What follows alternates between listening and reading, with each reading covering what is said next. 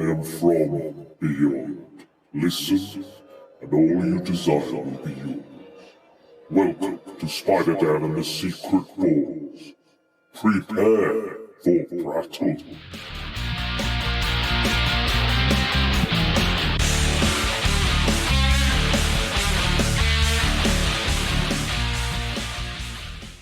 Hello, this is Dan of the Spider-Dan and the Secret Balls podcast, the official Grimmfest podcast of 2021, and we are here today with AJ Bowen, star and co-producer of Nightdrive. Welcome to the show, AJ. Thank you for having me. It's our pleasure. So, is this your first Grimmfest experience? It's my first Grimmfest experience. It's my first Manchester experience. It's my first United Kingdom experience. Wow, that's a lot. As a matter of fact, it bears noting. I have to mention that when I heard that the movie was playing Grimmfest, I mean, I was already familiar with Grimmfest. I've been really fortunate that a lot of the movies that I've worked on or contributed to have played the UK. And not only that, culturally, it's sometimes strange to be an American and stuck in the United States for the majority of it and be an artist because the movies that I've worked on have played really well in places that are not the United States. And what I mean by that is I don't even mean financially. I just mean that like, for example, as an American music is fine, but I've always been an Anglophile. Yeah. With everything since I was a child, just naturally, all of my family heritage is from here. And so it always has felt like a place that was home that I had just been away from. And so a big bucket list for me with getting to make movies was hoping to get to travel. But then what ended up happening was I got to make a lot of movies, but they were all in the States, and I never traveled anywhere with these movies. So I had a bunch of them play Fright Fest, and I had movies, a bunch of them play here. Of course. And I would meet the guys that ran the festivals, but I would meet them at Fantastic Fest in Austin, Texas, or at Toronto, or somewhere. So I heard, I had messaged Paul McAvoy at Fright Fest, and I was like, you fucker, you didn't tell me that Nightdrive was playing there, and I've produced almost all of the movies that I've worked on, but it's usually more of a behind-the-scenes thing. I've been a producer on him, but this is more like I'm very involved with this film. Yeah, it's a much more personal film for you. Yeah, we're really, and it's a very tight-knit group. I'm very close to these people, not because we make movies. We make movies because we're really close to one another.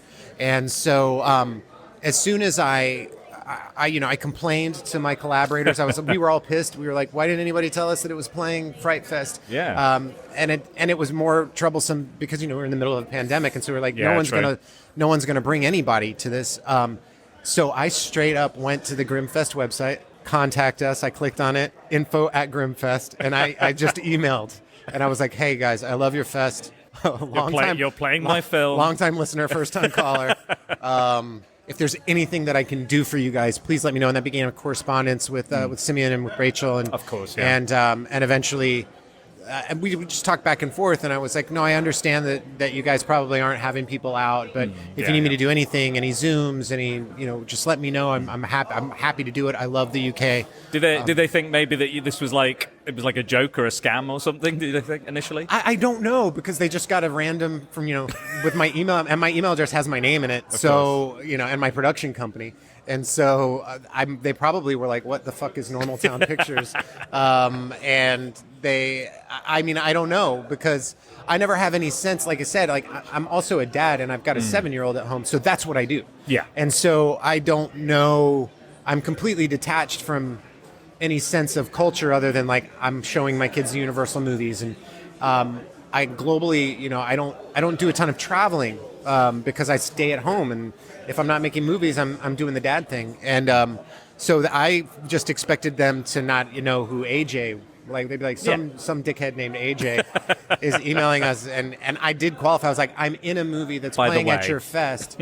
I've been in some movies that have played your fest, and I really want to be there. Let's work it out. Yeah. And so that began a correspondence, and I didn't think it was going to work out. But still was going to send stuff and talk, and then I got an email saying, hey, do you have a passport? And I jumped up and ran into my wife's office and was like, holy shit. They asked me if I have a passport. And so I pulled my passport out and saw that it was expired. I was like, fuck. No. So that was a whole process getting over here. But yeah, it's a big deal for me. Huge. And I tried to impress that upon him, how big of a deal it is to me personally to finally get to be here, to finally get to be in the UK in general. Yeah. Without sounding too precious about it, like my people. Like the sensibility is. Yeah. I'm kind of a freak when I'm in the United States. I'm kind of a freak. You feel a little. Especially where I grew up in Georgia. It's sort of a very backwards place for a kid that wants to make horror films from the age of 6. I knew what I wanted to do then. Yeah. And so it was a bit of an uncomfortable adolescence. We have discussed this, and we have a few American guests that have some heritage with the UK. So it's really nice that you're being drawn back in.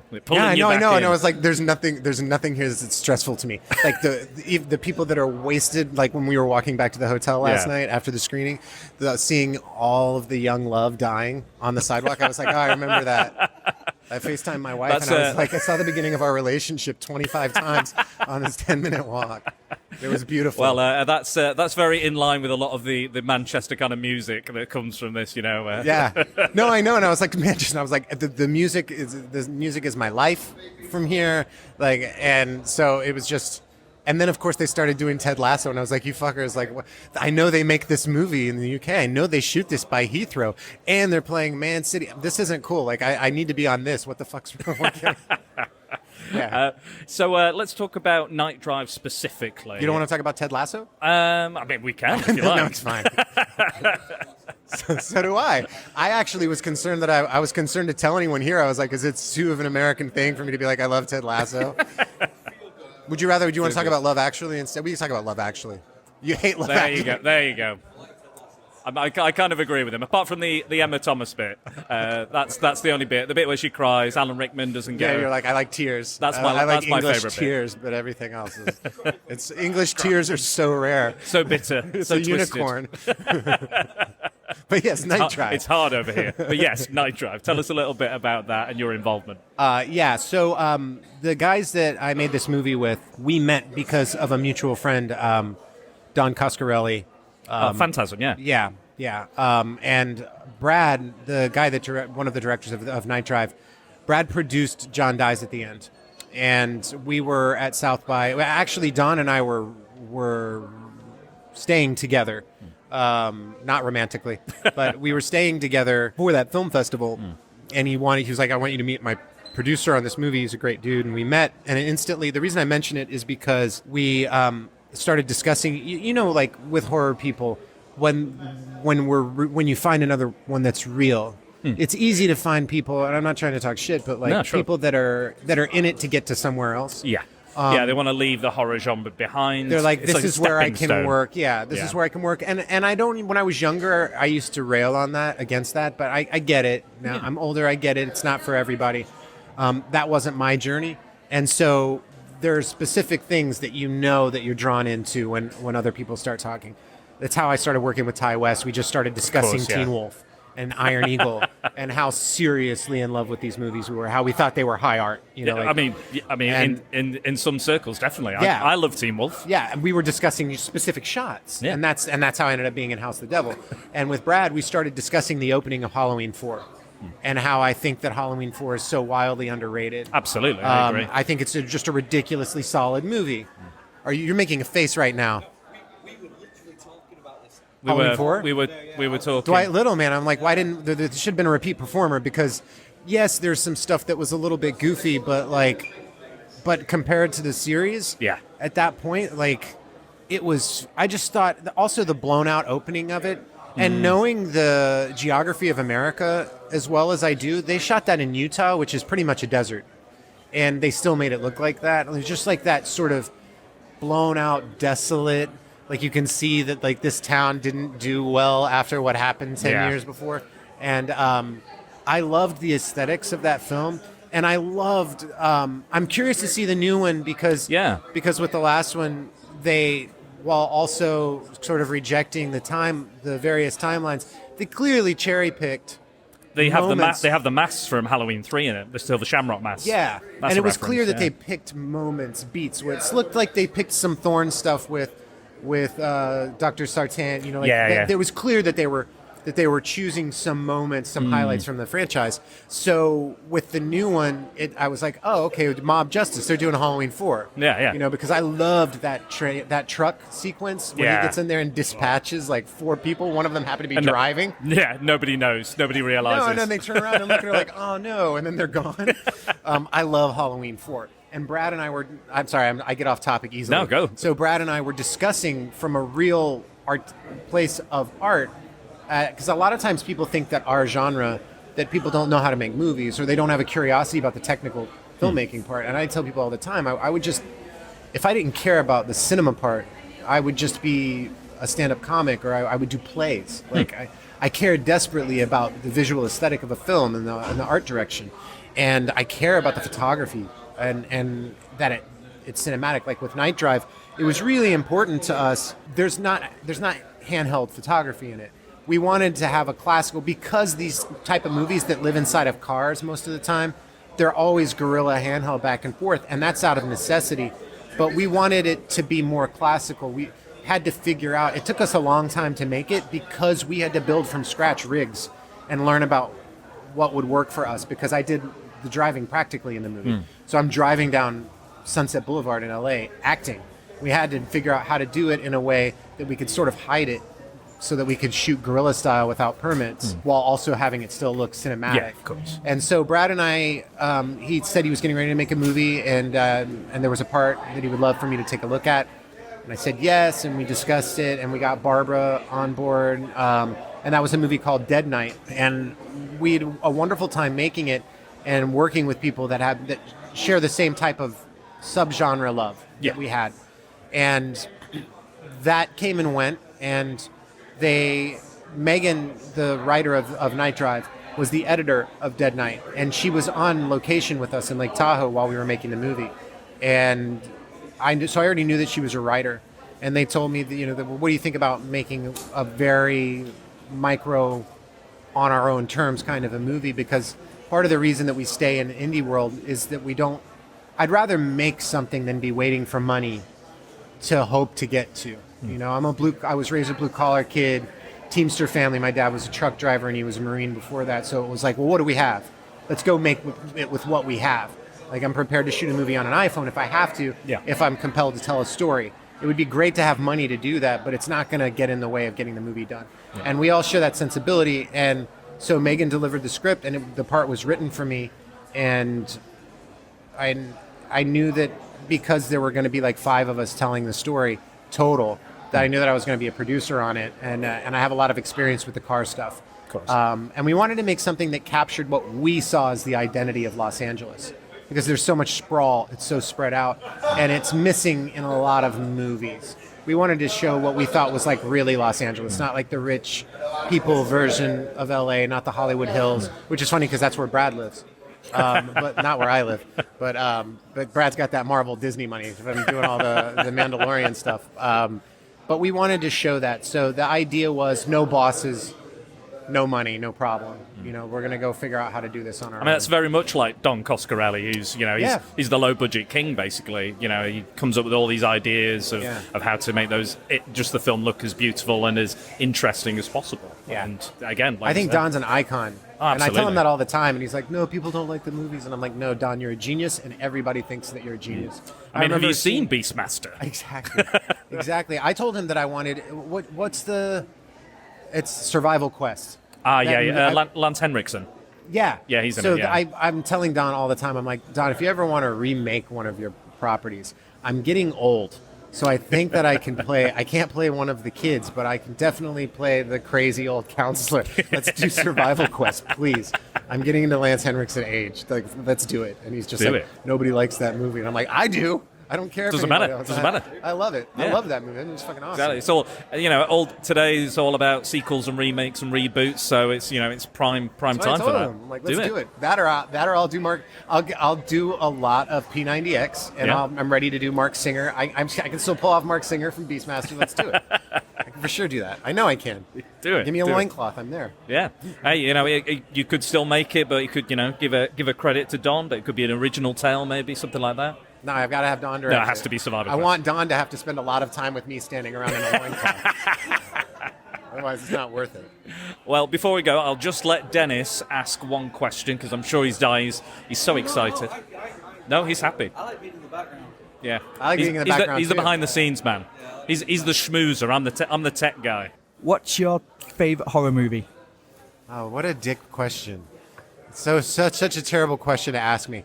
Honestly, and like any of us that get asked this question, I guarantee that if I ask you the question, you'll have a quick answer, and then 90 minutes later, not because of me, you'll start getting angry at yourself and going, fuck, that's not how I feel right now. There were 5 other movies I could have said, and I didn't mention it. And this isn't cool. So I've told people before that Bob Clark's Black Christmas is a super major one for me. I think it's legitimately one of the most innovative. Other than Psycho, I would put it. You have to give Psycho credit for birthing the modern slasher, but the lens through which that was further interpreted, hands down, has to be Black Christmas. I mean, obviously, I showed it to somebody and they were like, "This is a ripoff of Halloween." I'm like, "Did you see when this movie was made?" Boo. Yeah, exactly. Yeah. And it sounds like we then have to get into a fight about Halloween, and I love that film too. But we in fact we did a discussion of the origins of the slasher genre on the podcast, and we talked about Bay of Blood, we talked about Halloween, we talked about Psycho, Peeping Tom. And of course, Black Christmas, and I think Black Christmas was our favourite out of all of them. Well, it takes the camera, it takes the perspective of the killer, which was a new thing, it just was done. There was so much care done with it. It's a subversive film. It's a progressive film, and it's crazy that it's still progressive. They bookend it as well. Well, that's the thing. My thesis in college was discussing Bob Clark. I'm so grateful. Well, the best things about making horror films as a career is that I got to meet like all of the people I grew up watching that made me want to make them, and I got to meet Bob Clark before he passed away at a screening, because in LA every year at the New Bev they still play Black Christmas, and he would come out every year, and that year he came out, Olivia came out, John Saxon came out. Wow. They were all there, and so I got to ask him some questions, but my thesis in college was talking about aesthetic and art direction, and I used Bob Clark as an example for these things achieving tone, and compared the bookends of Black Christmas to the bookends of A Christmas Story, because the same guy, but one's a family film and one's a horror, and you can see the diffused light, the use of color, how crisp the photography is in Black Christmas, how there's no music, it's just the sound of the wind, and just those art choices completely define the universe that you're going to be in for the next 90 minutes. And he did the same thing with A Christmas Story. Yeah, and for me, that's the first pure slasher movie, because all the tropes that followed are in that movie. Absolutely. So that's what I mean. Halloween rammed up to 11. Yeah. But for me, that's the first, because we discussed that anyway. I think that is the first slasher movie. And for people that like, I've done a lot of movies that are like slow burn, and for some people that's a problem. It's not for me. I love the atmosphere. And so, of course, Black Christmas, the pacing of it is not going to be an issue for me. No. I love living with all of the characters. I love the stuff that looks sort of goofs. I love the subgenre of Canadian horror. Yeah. There's a tone. It's just like UK for me. It's just like, and similarly from a few years back, a lot of Norwegian genre stuff where they care about the technical aspects of filmmaking. Like watching Rare Exports, I was like, I'm seeing an Amblin. Oh, yeah, what a film. This is an Amblin film from when I was a kid, Also a film we've covered on this podcast as well. Wonderful film. Yeah, amazing. And so these cultures of cinema and Black Christmas, that ushering like Visiting Hours, like all of that Canadian horror stuff from that decade are phenomenal for me. Canucksploitation or whatever they call it. So I always say Black Christmas, but also the one that probably most profoundly impacted me becoming a horror filmmaker is Jason Lives. Because when I grew up in Georgia, and it's true, it's a true story. We should hang out more. Yeah, all you're doing now is describing episodes on the podcast we've already done. Okay, so Jason Lives. So I'm going to be 44 in December, and I'm saying that so that I can give like where I was in like the summer of '85. I'm 43. Okay, so my best friend and I went to scout camp at this camp, Camp Daniel Morgan in Georgia, and we got there, and it didn't look quite like a normal camp. It did, but this is our generation. They still, in America at least, they still went away to camp. They didn't have summer camp like my daughter does, which is I drop her off at 8 a.m. and I pick her up at 3 p.m. Now that's not much of a break for me. I'd rather go sleepaway camp. But I also don't want her meeting Angela, so like quite yet. I need some time. So we'll wait on that. But like we went to this camp and the sun went down, and that's when we discovered it was all of us sleeping in tents, permanent tents, canvas tents, like look like military, like World War II era tents, pup tents. So we're in them, and I hear someone screaming, and we look out the flap of the tent, and I see a guy in a hockey mask. And of course I lose my shit and terrified, because I'm a little too young to appreciate Voorhees totally. I knew who he was, but I grew up in a religious home, and so I wasn't allowed to watch horror films. My best friend was, however, and so like I'd already seen Halloween. I just had to watch them all at his place. So that's when we learned that they had just wrapped filming Jason Lives at this camp. So I was at camp 2 weeks after they finished shooting Jason Lives there. So every time I go back to Georgia, we've been in LA for 17 years.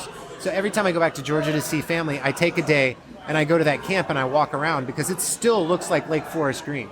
Like it still looks exactly like that. It's well maintained. It's a state-run camp. And so Jason Lives, if I'm having a bad day, I've got it DVR'd in my bedroom, which probably bothers my wife, but like we very rarely have the TV on in there. But if I can't sleep, Jason Lives comes on. If I had a great day, Jason Lives goes on. It's just my number one comfort movie of any genre. Jason Lives is my wife's favorite horror movie. It's a phenomenon. I have filmic reasons. Like I'm name dropping like crazy here, but like I'm really good friends. Fred Decker's a really good friend of mine, and we were at a charity event a few years back in Los Angeles at Dark Delicacies for hurricane relief in the States. And he said, I have a surprise for you. And I was like, what was that? Because he'd already let me like borrow the amulet for a couple of weeks from Monster Squad. And he knew that I was a big fan of everything, but he also knows how much I care about Jason Lives. So it was this strange moment where he's like, I just turn around, and Tom McLaughlin was there. He had told Tom about how I was like an ultimate fan and how I had gotten into arguments with people about why I think that it's actually just a brilliant film, period. Like I don't need an asterisk. Like, I'm not going to qualify. Like there's just some really innovative filmic work that Tom does. And despite having to have had multiple Jasons, I was like, look, Tom, the first thing I told Tom was, I was like, Tom, you did Scream like 10 years before Wes did. This is self-referential, but it's still scary. Like, and you put kids at a summer camp in a Friday the 13th movie. Who knew you could even do that? And no one got naked. And here's another thing. All of the characters were likable, except for that one really angry gentleman that was in the survival game, and he got dealt with really fast. But like everybody else was really likable. That's one of my favorite scenes when he's walking through that. It's wonderful to see Jason not know at the beginning that he's supernatural. That's another thing I asked, because Tom's a puppeteer. I was like, was this a choice? Or was this an actor choice? Because I know that multiple people played Jason. I had some issues with that. Was this a direction? And he's like, no, what I wanted to see was like, what if someone thought they were a person still, but they were actually Frankenstein's monster, and they have no self-awareness about their power. So like when he rips that guy's arm off, that shot where he just turns and looks at it, and he's extremely confused. But to me, it's also a very much like a Schwarzenegger Terminator moment, like T2 moment, where he just realizes, I can do this. It's like Neo, like I know Kung Fu. Like he just realizes there's things he can do that he couldn't do before. And it's like they build the kills up as well. They get better and better and better. Yeah, and then, he gets shot with a paintball gun. He has no idea what that is and expects that he has to fall down for a minute. Yeah. Folding somebody in half. And That's he looks my favorite. I like the folding in half. Yeah, the sheriff. Yeah. Also, a wonderful character arc for that guy. Starts off a prick. Yeah. And you end up, you understand exactly why he does what you're like, he's got to go out and save his kid. Yeah. And then you're like, he's a little squirrely dude, and he's hitting Jason. But then Jason reaches a point where he's like, we've done she's your daughter, so I wanted you to look cool, but now I've got to bend you in half. I've got to fold you in half and put you in a suitcase. No, it's great. Like my food, Exorcist. Yeah. Just because it had such a profound effect on me when I saw it. The Changeling. Yeah. Because it's slow burner and it's just really, really good. And Monster Squad. Monster Squad. Those are my three. Took my daughter to see that with Fred. Yeah. Phenomenal movie. It's what I'm teaching my daughter. Sit here, watch all these films. Yeah. This is what you need to know. Yeah. So, excellent. Sorry. I guess I have to do 3 now, don't I? I love Reanimator, Yeah. the West Reanimator. Did you get to hang out with Barbara when she came? I wasn't here, I'm afraid. I'm so gutted. I'm so gutted because I She love. smells so good in person. You missed out. Well, I did a list with a friend of mine, Rasheen. We did a list of our top 5 Scream Queens, and Barbara Crampton was definitely on my list, 100%. Nice. Love her to Nice. bits. Chopping Mall and Castle Freak, all She that didn't sort know of that anybody had seen Chopping Mall, and that's the one when we were doing Your Next, that's the one I freaked out on her about. I was like, I love it. She was like, were you serious? And I was like, hell yes, I fucking love Chopping Mall. Yeah, nothing wrong with Chopping Mall. I did a commentary for that, for Dread Central, like 13, 14 years ago, before it had been reissued and before anyone was talking about it. I was just shit hammered. Chopping Mall is one of the best movies ever made. And here's why I think so. I don't know if you guys have ever heard of Barbara Crampton, but she's amazing. It's a very brief role in this. Kelly Maroney, Chef's Kiss. Great. Night of the Comet, Chef's Kiss. We're actually covering Night of the Comet this Christmas on the podcast, wonderful. so I can't wait for that. Another one. perfect movie. But yeah, Sorry, I Halloween. digress. Halloween's a good one, and let's see, Evil Dead 2. Evil Dead Dead 2. 2. I'm a big fan of like comedy within the horror and finding that balance. And when you get that perfect, it's just superb. So am I. I like it when it's funny and still also scary. You know.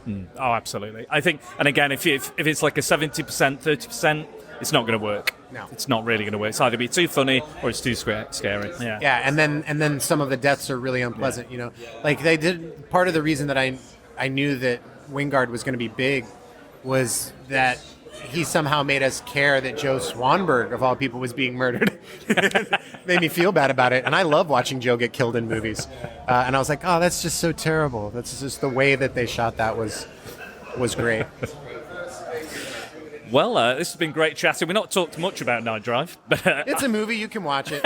It's no big deal. There you it's go. It's not That's as good as Jason Lives, I'll tell you no, that. exactly. Well, go watch that first. Yeah. And then if you still have an interest in it's brief. What the other thing I can say? It's brief. It's brief, yeah. Spend 88 minutes of your life. You can watch it or not. I'll be okay either way. If you can't tell a decent story in 80, 90 minutes, what are you doing? You're doing something wrong, maybe. Yeah, it seems like there's plenty of time. But it is on this weekend. It is going to be streaming next week as of Thursday, I believe, on I think the it comes out. Grimmfest streaming. So if you do miss it this weekend, you can see it. But yeah, check it out. Thank you very much, AJ. This has Thanks been for having me. fantastic. Awesome. Our pleasure. Cheers. This is Spider Down and the Secret Wars podcast, the official podcast of Grimmfest, and we are here with the cast. It almost feels like almost everybody involved in the film of When the Screaming Starts. It's a big party. It's a podcast party. Yes, so we're just going to go around. If you'd just like to introduce yourself and your role in your film. So my name is Connor Baru. I am the director, co-writer, and one of the producers. Hello there, I'm Stuart Vincent and I play Terry. I am Octavia Gilmore and I play Amy and I'm one of the executive producers. Hi, I'm Ed Hartland and I'm co-writer, producer, and I play Aidan in the film. Hi, I'm Dom Lenoir. I'm one of the producers, also cinema customer number 1, and this is Richard the Cat. Stuffed cat. I think you're cinema guy number 2, actually. No, I'm 1. Oh, is it one? I fought for number 1. Okay, I fought for that. He knows his role. Yeah. It's a very, very important role he plays. So, guys, I just want to ask you about, first of all, how are you finding Grimmfest? It's been an amazing experience, and we've been incredibly looked after by the Grimmfest team. We're not being paid to say that. They've fed us well. They've carried us around, not physically, and they've taken us to axe throwing. We've gone out for food. It's been like a really nice experience and a very sort of homely feel to the festival. And the fans have been very good as well. The signing was great. People have been very friendly. And the screenings, we had some great laughs. Yeah, absolutely. This is our first time at Grimmfest, and whenever you travel outside of your home city, we're all mostly London-based, you just don't know who's going to turn up. We tried to bring half the team down with us, but, we had a great turnout, so really, really chuffed to see so many people there, and hopefully they seem to enjoy the film. Now you're just dealing with all this mad northerners. That's what it is. Got to deal with all this. It gets a bit grim up north with all these gremlins, as we call them. But yeah, so tell us a little bit about the film and what the kind of influences were, and because you guys seem to be all wearing a lot of hats in this film, so it seems like a very kind of personal project. So again, tell us a little bit about that. When the Screaming Starts is a comedy horror mockumentary about an aspiring serial killer and the documentarian who follows his journey. I think someone described it to us as Louis Theroux Weird Weekend with the Manson family, and that feels right to me. That's the kind of ballpark we're talking about. Ed originally approached me with the idea. I think you were watching the Ted Bundy tapes at the time. Yeah. Oh, good documentary. Yeah. So from what legend has it, that Ed was appalled by what he was seeing, but couldn't look away. So he started to question what that said about him, what it said about us, and that started the whole thing off, really. Yeah, kind of took that to Connor, took the idea to him, and he really pushed this idea of ambition and how far we'll go to pursue our goals, and taking that as like something that everyone can relate to, but these characters have slightly more murderous ambitions, and we just kind of worked together on the script for felt like a year. Probably it wasn't far off, working it around various other projects and jobs and whatnot. So, it was a long time in the works. Probably speaking to my microphone. I'm trained in this. I should probably know what to do with podcasting. But maybe tell us a bit about your parts in the film and your role specifically. So I play Amy, and Amy is one of the family recruits when Aidan and Claire decide they're going to create a Manson-style family, really start a cult to help Aidan on his serial killer journey. And Amy, I would say, is the only recruit with real experience. She's previously burnt down her school. So she's experienced in some dark things, and she was a really fun character to play because she's very vengeful and she just has a lot of fun with it. And I also got to look completely different, so that's really helpful to get into the role. I had a short pixie cut, deep red hair, and just look totally different. So the transformation was a really fun part of being in this film. So my character, Terry, aka Tezza, I'm just there for the laughs. That's it. I'm there for the bants. Stumbled across a party, she looks like a good party. I see Amy. I like it. And that's all I can really say about my character. It's always great to have you, Stu. Sounds like such a likable character as well. Very one you can identify with. Yeah, I am a very likable character. And I co-own a fish store, so that's it. Yeah. And do you guys have any kind of projects coming up that you're already working on, or are you working together again? Are you looking forward to that, or would you rather just go your separate ways? So I mean, us guys, we work together a lot, have done in the past, and hopefully will again. I mean, we've got numerous projects, some together, some separate, like myself and Ed are working on something. I know Octavia and Ed are working on a project. Yeah, we've got a horror-inflected dark comedy thriller. I think that's how we're describing it. And yes, we are working on another script, Connor. You do not have a choice. Yep. Yeah, we've got some stuff in the pipeline, various stages. I mean, no, Dom's just wrapped a project. I've just finished the first block of a film called The Unreason, which is with the Shakespeare sister producers. And it's like a sci-fi comedy, so that should be the rest of the filming coming very soon. It should be out next year. And also, hopefully, get to work with these guys again. Something Absolutely. exciting. Dom's been I don't know if you've seen Lord of the Rings, when Gandalf arrives, Gandalf the White, and he sort of helps you in your darkest moments. That's kind of what Dom did on this project. lights the way in your darkest hour. That's it. So yeah, it's been great having Dom, and I'm sure we'll work together again if he can manage as much stress as we've thrown his way. I'm going through therapy, but we're getting there. Now, I've got one final question. You've brought along a little friend. Yep. Can I just ask who that is and what are they here for? So this is Richard the stuffed cat, who travelled all the way from Russia originally because apparently a taxidermy cat is quite hard to find. So we found a real cat who's got his own. He's not a real cat. No, a real stuffed cat. But he's got a lot of life. Is this part of the research for your role? You had to.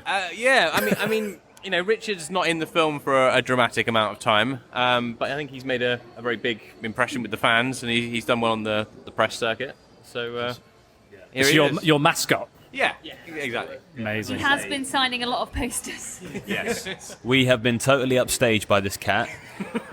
Dom will not be told otherwise. He must come everywhere. He must have a picture everywhere. And no one's interested in talking to us in the Q&As. Every question, I think, was about Richard. So I'm not sure if he's a positive or a negative at this stage. But we're glad to have him. Well, it'd be a pretty boring podcast if it was just me and the stuffed cat. I'm not that interesting on my own, you see. We don't have any of the visuals, don't have all the interesting visuals. But thank you so much, guys. Please, if you're here this weekend, check out when the screening starts. If not, it will be available on streaming on next Thursday, so definitely check it out. Thank you so much for your time, guys. Thank you very much. Thanks very much. Hello, we're back at Grimmfest 2021, and this is Spider Dan and the Secret Balls, the official podcast of Grimmfest. And we have the master of horror himself, the man behind it all, Simeon Halligan, the event director, coordinator, organiser, and we have him. We've managed to sit him down. He's had such a busy weekend, but he's been so grateful and just here to chat with us. Welcome to the podcast. Oh, thanks for having me.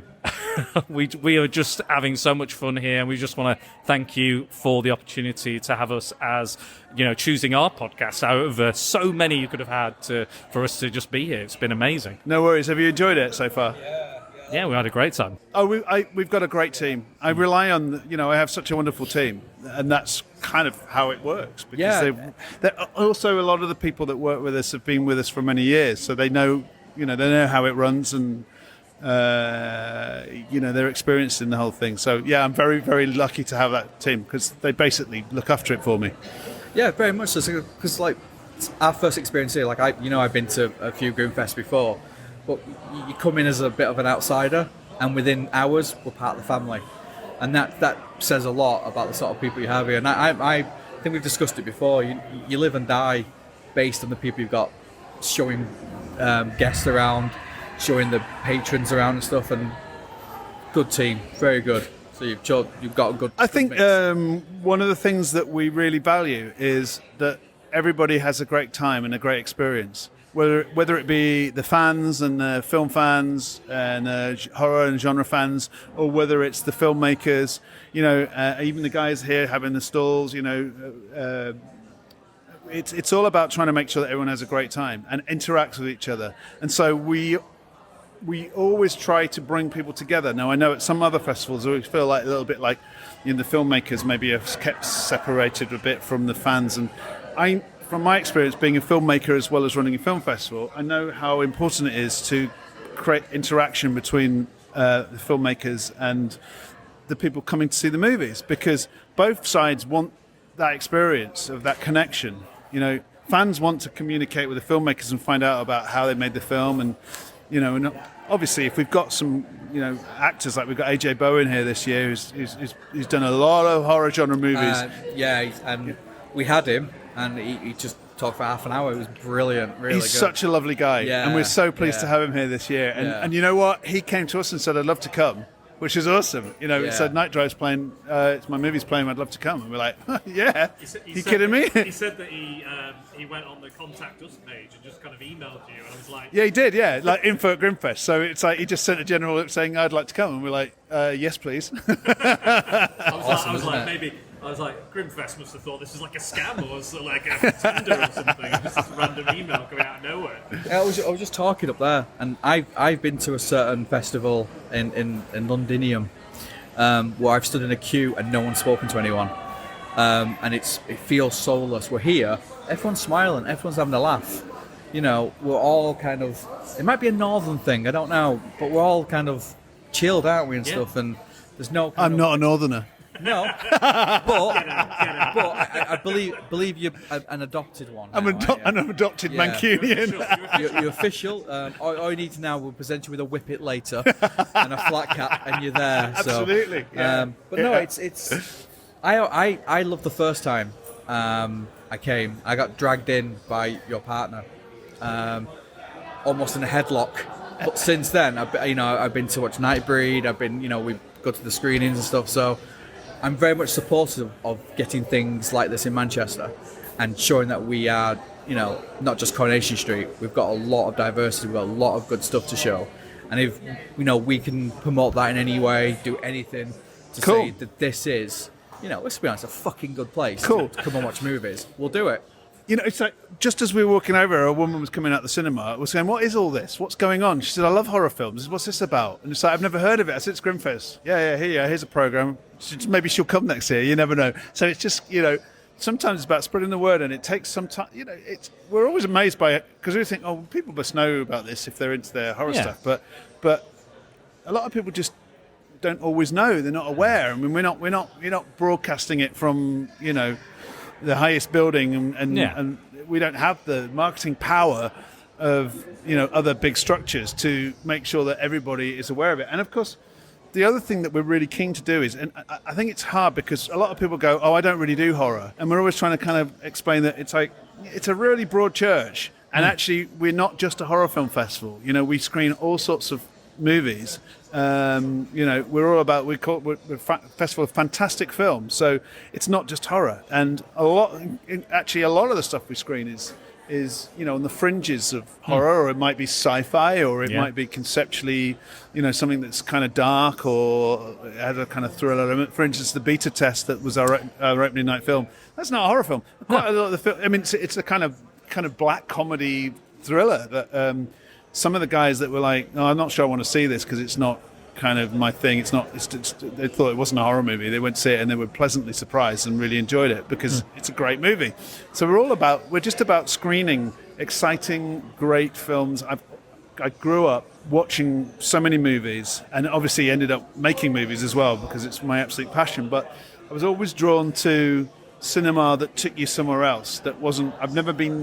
I love films right across the board. I've never been a massive fan of kind of straight drama. I mean, there's some wonderful straight dramas, but I guess as a kid, it was films that took you somewhere else that were different from life experiences that I was always drawn to. So we've just screened E.T. today, and that was a seminal film for me as a kid. That and say Star Wars were really important to me. But then, I'm wearing a Shining T-shirt here. My father is a massive war film fan and a massive Western fan. So when I grew up, I was watching all those kind of movies. But he took me to see. He loves movies all around. He took me to see like Alien when I was, I don't know, about 14 or something. So I was looking at the timescale today and thinking about E.T. and thinking that point I was probably about 13 or something. So I probably saw Alien just a little bit later than that. So I went from E.T. to Alien, which is quite that's a journey.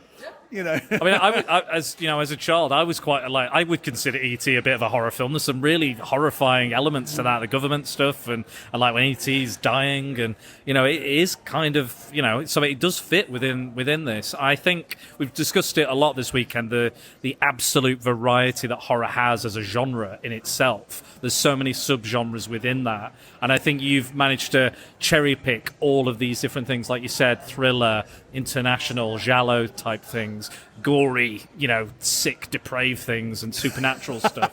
There's so much great stuff. Like we saw Two Witches last night. It's a good film, isn't it? Just tremendous. We came out and we were just like shaking with anticipation to speak to Maxime and Pierre because we were just as excited as them, and we were just like absolutely buzzing. Okay. I mean, they did want to go out for a drink, so who knows? Who knows where the night might go? But they were phenomenal guests as well. But yeah, I've had an absolute blast. That's another thing that is really important to us is to explore and discover new films and new filmmakers who are doing something really exciting with the medium. And sometimes they're doing it with not a lot of money, but they have a great talent to use film in an interesting way. And Two Witches, I have no idea how much it cost to make. It's almost not really that relevant. It's just it's something about it. It's visceral. It's exciting. It's beautifully. It's what the way it's made, the visual style, the editing. There's something. It's a great film, and it just shows that you can do so much on. I have no idea what it cost to make, but I'm presuming it wasn't a very expensive film to make. But there's so much passion and talent in that movie. I haven't met one person that hasn't gone, "Oh, Two Witches is really good." You know, like and the all of the films I've watched this weekend, you think when you think independent, you think low budget, you think maybe not as polished, maybe the acting isn't as good and things like that. But these films, like for me, look like any Hollywood blockbuster. Like there's so much talent behind and in front of the camera. I guess things have changed, haven't they, in terms of filmmaking over the years, and it's now, if you've got the absolute drive and passion and talent, you can achieve wonders, with not necessarily a lot. But that said, we've got a whole gamut of different films, and some of them are higher budget movies and some of them are lower budget movies. So, it's a broad spectrum. But yeah, I mean, I think the polish that people are bringing to their films now, because I guess one, because their talent, but also it is possible now in a way that, say, 30 years ago, it was very hard to make independent movies and make them really... I do think when you look back at some of the movies that were made in the 80s and stuff, that, I was watching, horror movies when I was growing up and stuff, and you look back at some of them, and they are a bit shoddy, to be honest. Some of them got major cinema releases back then, and you look back and I go, like some of the performances in them are poor, and the filmmaking isn't really that good at all. And then you look at the stuff that's been made now by independent filmmakers, and you like some of the stuff you've mentioned, and it's like, wow, this is like, it's just so good. The performances are strong, the filmmaking chops are great.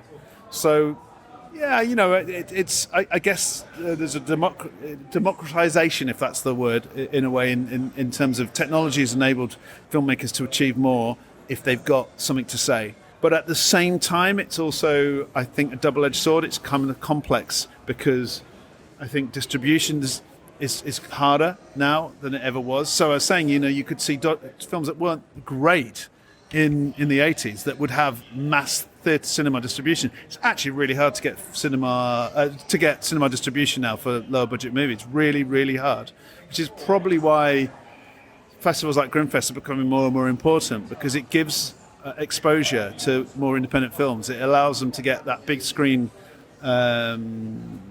exposure and get an audience to watch that movie together, not just at home on a small screen, And increasingly, if a film isn't a Marvel movie or a Bond film or a massive studio release, they're finding it very, very hard to even get into cinemas. He's got a question about kind of like download, straight to like Netflix or Arrow or whatever. Do you think that's going to change the landscape? Because for me, I think that horror is best in a room with strangers watching on a big screen.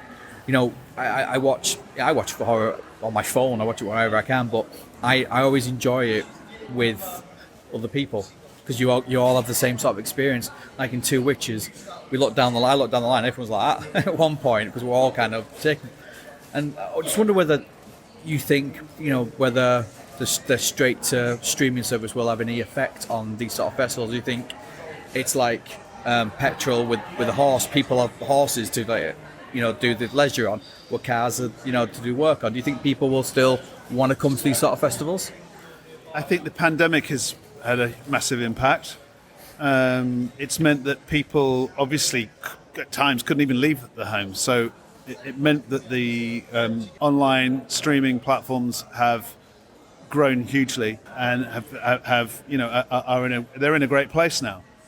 Cinema is trying to fight back, and so they are desperate to make sure that, say, the latest James Bond film, they get as many people in to see it as possible. Yeah, what's hard is for the smaller stuff. I just don't know. I mean, it was heading that direction anyway. It's like the power of the big structures like Disney. But then you look at, in the pandemic, they started putting we'll stick it straight on to Disney Plus. Yeah. So who knows? It's a really tricky time. I think it's difficult. I think that festivals will always have a place, and I think increasingly they're becoming a more important thing. I think that also distributors, I've really noticed a difference over the last year or so, particularly over the, work going into the pandemic, coming out the other side of it, that distributors and sales agents in the film industry are recognizing it's like, actually this gives us a platform to give our film exposure. And a festival like Grimmfest has people like you, and it has other press, and it attracts. So people are talking about the films, and that has value. It's like, if you're talking about my movie, and there are people online talking about it, and the social media is talking about it, then this has got real value. And so we recognise that actually this is a great platform for films to shout and make the most of. So I don't think that's going to go away. I do think that overall for cinema, it's a tricky time, real tricky time. So we'll have to see how things pan out in the next few years. We've felt very welcomed into your house, into your family. Like, Technically it's the audience, but as bloody and disturbing and as twisted as your family is, I've loved it, and everyone's been great. Everyone's been really welcoming. Do you know what we always say that like. The horror fans and genre film fans are like the nicest people, and I think people that are on the outside looking in kind of think, well, who are those weirdos that are into their horror movies? And it's like, actually, they're always the loveliest, and because it's like, oh, you watch all this like gory stuff or whatever. It's like the irony of it is that I think that not only the fans but the filmmakers in genre cinema are some of the nicest people ever. Absolutely. So you bring them together, and they just enjoy their passion for cinema, and that's what it's about. Absolutely, that passion. And I think if you're not watching horror movies, you've definitely got something wrong with you. That's my thing. I'm like, so why don't you kind of have that release and that kind of get all that tension out with a good horror movie? You're like, I think I often think we were having a conversation today with one of the filmmakers. I think there is quite a connection between horror and comedy. It's a release. It's a process of release, and a lot of the films that are the most successful over the years at Grimmfest have often been comedies, because people like to laugh together, and that's a wonderful experience to be in a cinema laughing together, because it brings people together to enjoy that experience. You don't get that at home. Yeah. Like those moments of like extreme violence and the gore and stuff. It makes me laugh, because in real life, if that actually happened, it would be horrific and horrifying and terrifying. But in this environment, I'm allowed to laugh at it and enjoy it, because I know it's not real, I know it's fake, and but it looks really good, and it's disturbing. But I feel I have that license. It's not like I'm stood at a funeral where I'm like, better not laugh for no reason.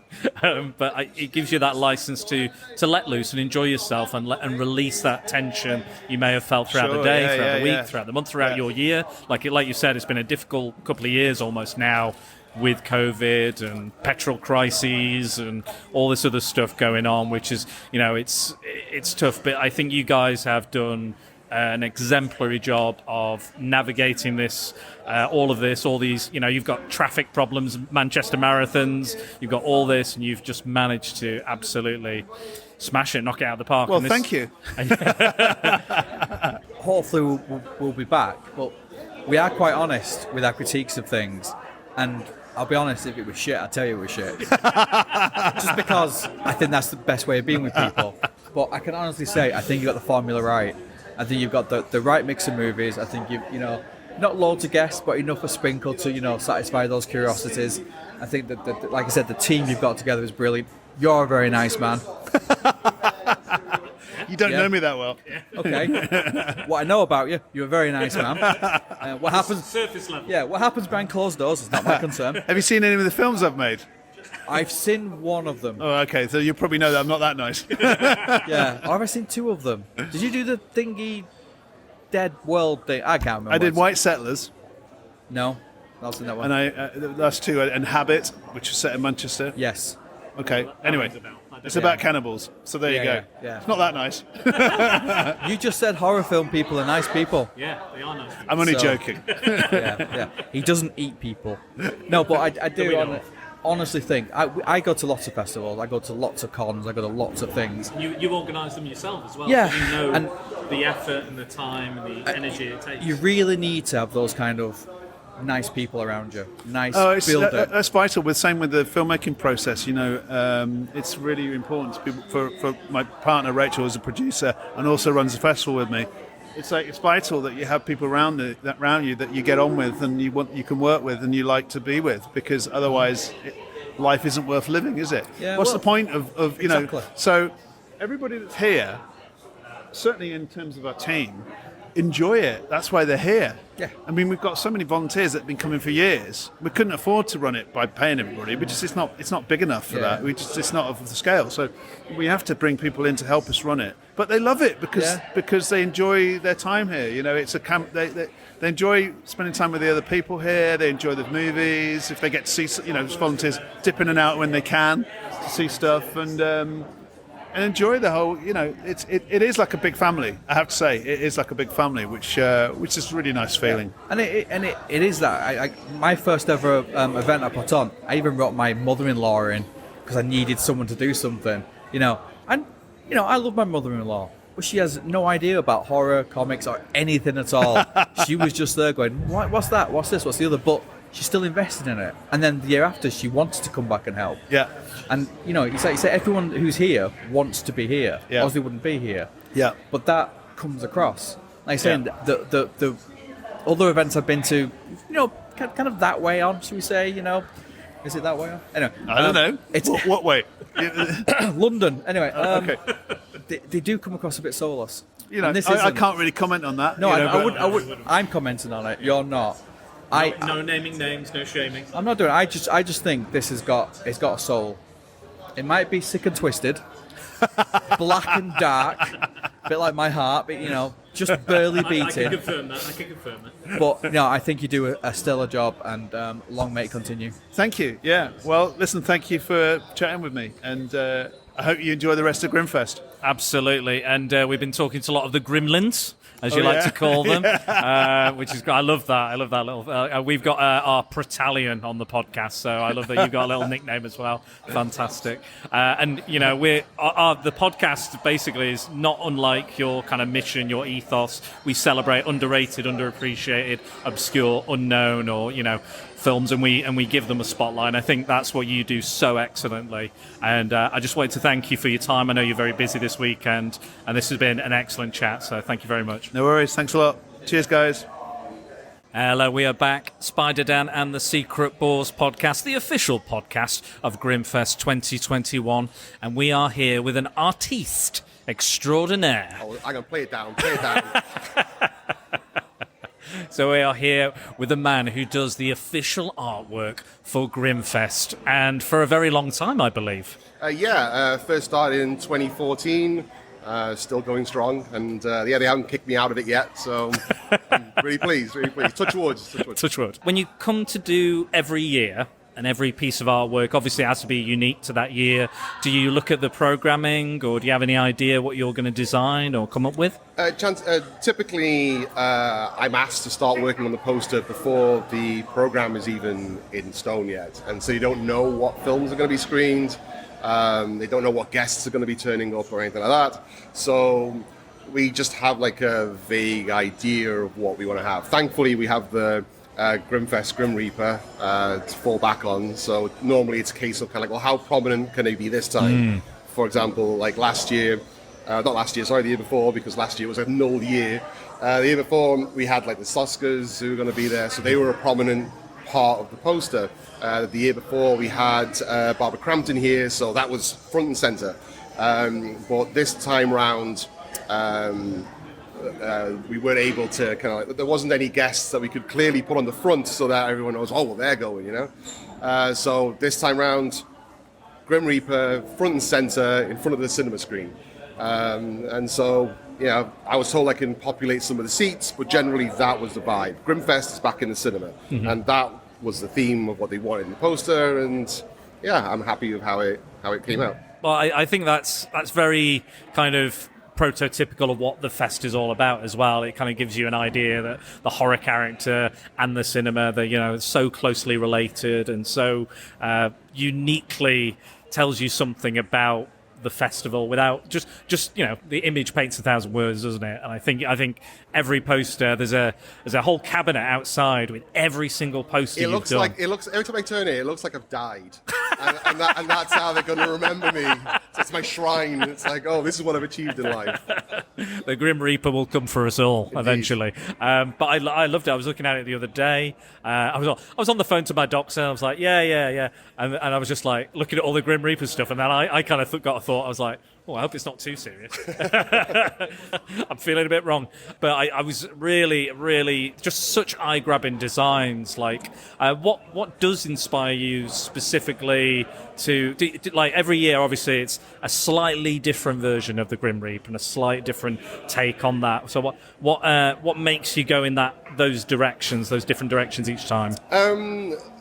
The honest answer is the body of the work, I guess. And typically, I'll see when I look at a collection, like for example, in the cabinet with all the pieces, you can kind of like start seeing. I guess it's large. It's larger than a cabinet. We're making it. It's quite small, aren't we? It's like a whole like greenhouse kind of thing. It is, yeah. To be fair. Yeah, to be fair. When you start looking at the whole set as a collection, you start seeing, okay, there's, I'm doing too many colours in that kind of area. So, for example, the first Grimmfest poster was a Giallo homage. This was pre-Grim Reaper as well, so it was this bright yellow poster.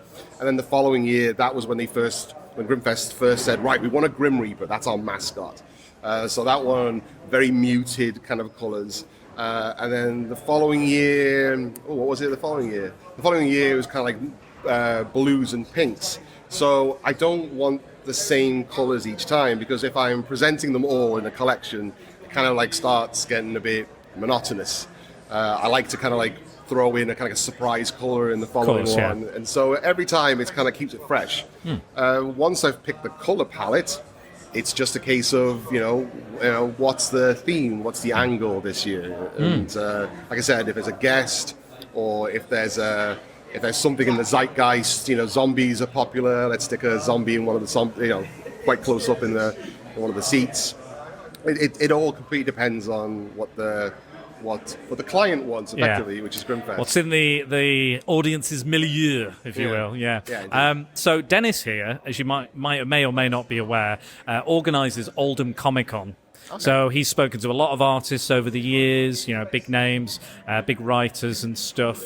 So he's very familiar with artwork, and he's an old dab hand at spotting some good stuff. So I'm going to pass the questions over to Dennis.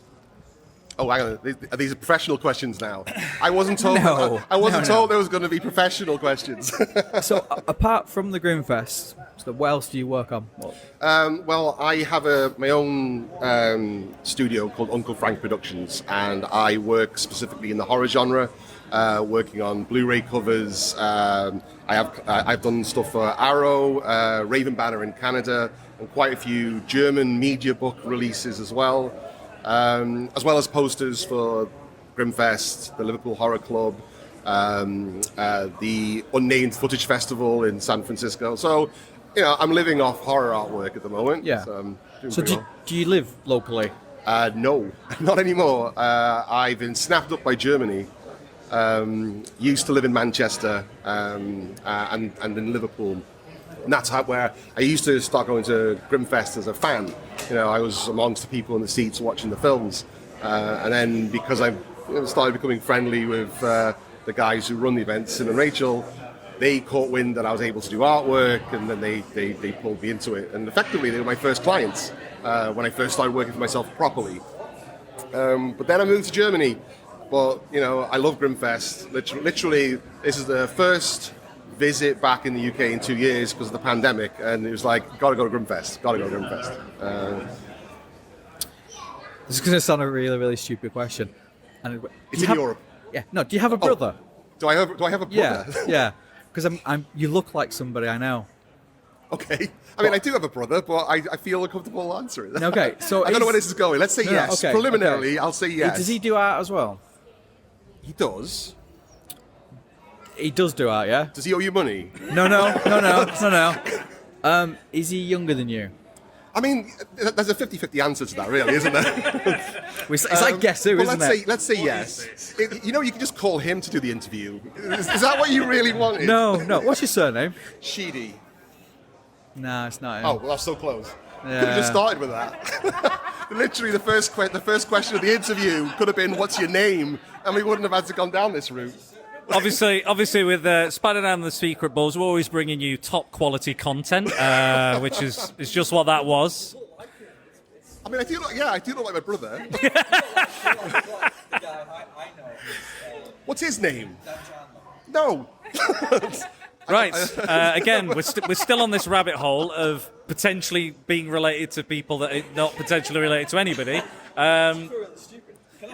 You know when you said all Please keep this all in. Like I am literally now. You've guaranteed me sharing this podcast. So. Whatever. And start over. Okay, what are your kind of inspirations? Sorry, you need to give me a second. Not family. It's the fact that you introduced him as like he knows artwork. I do know artwork. I really built those questions up. I was starting to. It's been a long day for Dennis. No worries. Sorry, what was the question? I said, what influences you art-wise? Definitely horror. I mean, I've been a massive fan of horror since I was 8, but probably earlier. Video shelves is probably the biggest influence on my life. Just standing in video shops in the horror section, just staring at these beautiful, elaborate covers, or getting like the Fangorias or the Dark Side magazines, and just going through all these things that weren't even on the shelves somewhere because your local video shop only had like a certain selection. And knowing that these exist, and look at that artwork, I can't see the films, but I can imagine what the films are like, and I fell in love with that artwork. I watched a documentary the other day on Arrow about video nasties. Oh yeah. And I was watching it with my daughter, and she was like, "What? You just used to stand there and look at things? Oh, you've so missed out on stuff." Oh no. Because it was almost like a gallery every time you went in to stuff, and because that's what you had to get you to buy the film or rent the movie out. So the more elaborate the artwork is, and you get it on, put it in, you're like, it's nothing like the artwork, but the artwork's great. So. That was sensible. I'm glad we got back on track a little bit, Dennis. Thanks. I was going to say pretty much the same thing as Dennis. I was like, the artwork is so good when you actually watch the film, you're disappointed because, like, you watch Cue the Winged Serpent, and you've got that. Yeah. I think it's is it Brian Vagello or someone like that? Boris Viejo, yeah. Yeah, Boris Viejo. Sorry. Got wonderful cover, and then when you watch it, like, it's all right. It's not the poster, But I love your artwork to bits. I think it's fantastic. Thank you very much. Thank you. And it's really cool that we get to see, because this is my first time at Grimmfest. All right. So I knew of it, and I've been around it, and I kind of just missed it, and I'm always like, I should really get to that. And this year I managed, I got to see all the different pieces of the artwork in that very large greenhouse / cabinet that we already discussed, and it was really nice. An atrium. There you Yeah, go. We'll call it an atrium. It's kind of been going 13 years, and you can see why. And I think the artwork is a big part of that, and it's a big selling point. And I'm very flattered. And it's that legacy as well. You've got that kind of legacy of work and that variety as well. Yeah. I just have to say, keep doing what you're doing. Great job. Thank you very much. Yeah, Grimmfest's got a very, very humble origins. Starting at the dance house, and I've watched it growing and adding artwork to it. I mean, 'cause I come from a design background, so we always in our heads have really boring terms like branding. Keep the logo consistent each year, and have the placement the same each year. Keep the same fonts and stuff like that. But it has helped, and now that there's so many covers that all have it, it looks like a beautiful collection that I'm really, really proud of. And it means that the standard has to keep up, because when it's the same poster, if it's a different poster each time, and every time it looks completely different, then you're not competing with anything. Because there is a legacy, that the next year has to be better than the one before, which is exactly how the rest of the festivals run. Every year has to be better than the one before, and thankfully, Grimmfest gives me the chance to kind of like exercise my artistic muscles. That's a weird sentence I'm never going to say again, but you get what I'm saying. I say a lot of sentences I'm never going to say again. Like, do you have a brother? Do you have a brother? Yeah. But yeah, I mean, every year, I try to push it a little bit, make something more very different. And I guess I'm my biggest critic, and there's no greater moment for me than when I'm sitting in the cinema waiting for the film to start, and they've blown up my artwork to the size of I don't know how big a cinema screen is, but it's huge, and I'm just sitting there, and I know when I've done a good job because my eye doesn't go to the bit that I hate. Because there's always, as an artist, if there's one thing that you're kind of not quite sure about, you're always going to look at it, and it's going to start getting bigger and bigger in your mind, and it's not going to get bigger than seeing it on that cinema screen. All my friends are artists, comic book artists, all say the same thing. I look at it and that's amazing, yeah, but just look at that there. What am I looking at? That line there is not quite right. Yeah, whatever. It's still great, and exactly, they're the worst critics. Do you have an art book?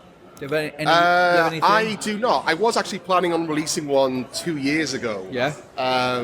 But the pandemic, the last 2 years, has been the busiest time of my life, with some fantastic projects, film covers, and things like that I know I want that to go in the book. So every time I think I'm done and I'm ready to put the book out there again, I get another project or somebody commissions me to do one, and I know that that's going to go in the book. So. And I have people messaging me saying, "When's it out? When's it out?" And I'm like, Part 4, just keep on going. I feel like I can get one book out of people. Yeah. Once you read that book, it's like I'm done with this guy. Yeah. Have you considered doing that as maybe like a Kickstarter or something like that? Maybe. Kickstarters are anyone who thinks about running a Kickstarter or has done a Kickstarter knows it's a full-time job promoting it. Yeah. I work with the Hellbound Media guys who have got a stall here as well, and they'll tell you, it takes over your entire life promoting it and pushing it. And I think my time for doing that might have been a few years ago when I was still kind of like low in the clients. Sure. I don't know. I want to, but I guess as an artist, as a solo project, I think I'm a little too humble. Because it's only me. If I was doing it with a bunch of other artists, I'd be like, it's okay. It's like I can bank on their likability and their artwork. But if it's just me asking people to invest in me, a part of me is always going to be kind of like, really? But like you said, this festival is very humble beginnings. You're also very humble, and there's such a great family feel. Everyone's so.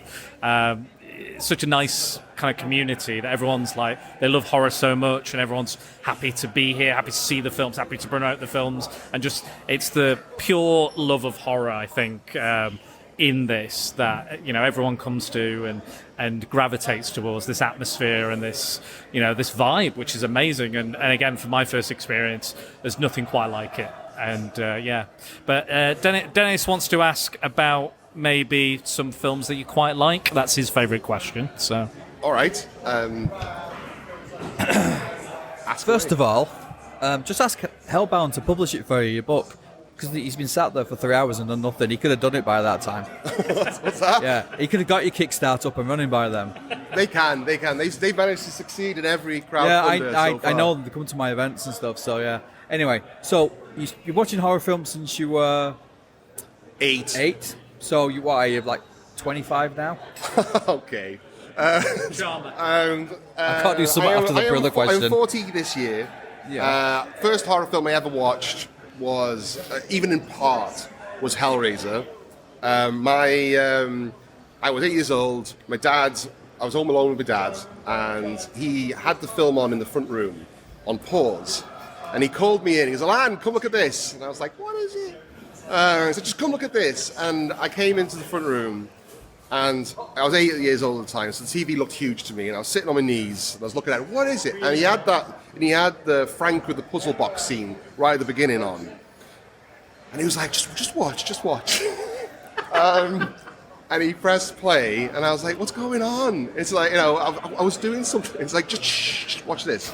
And I in my memory, I was like inches away from the screen. And the box opened, and there was that little bit of lightning moment, and he's peering in, and even the room goes silent.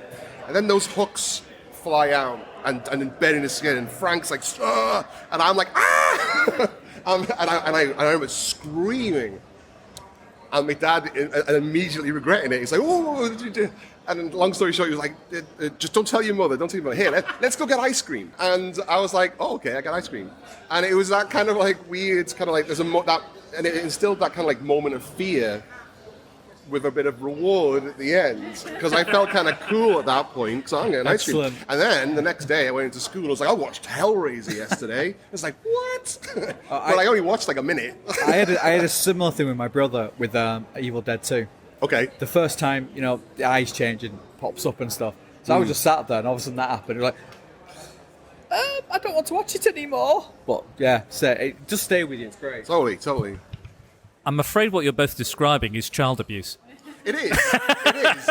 And this isn't the first time I've told this story to my dad, but weirdly, when my mum hears the story, she goes, wait, it is down to me as well, you know. I was showing you, like, Michael Jackson's Thriller. That was a huge thing when it came out. But she would, like, put it on rewind and make me dance to it. It's not Hellraiser, though. Sure. We could bring Thriller up now and see if we can get a bit of a dance. Yeah.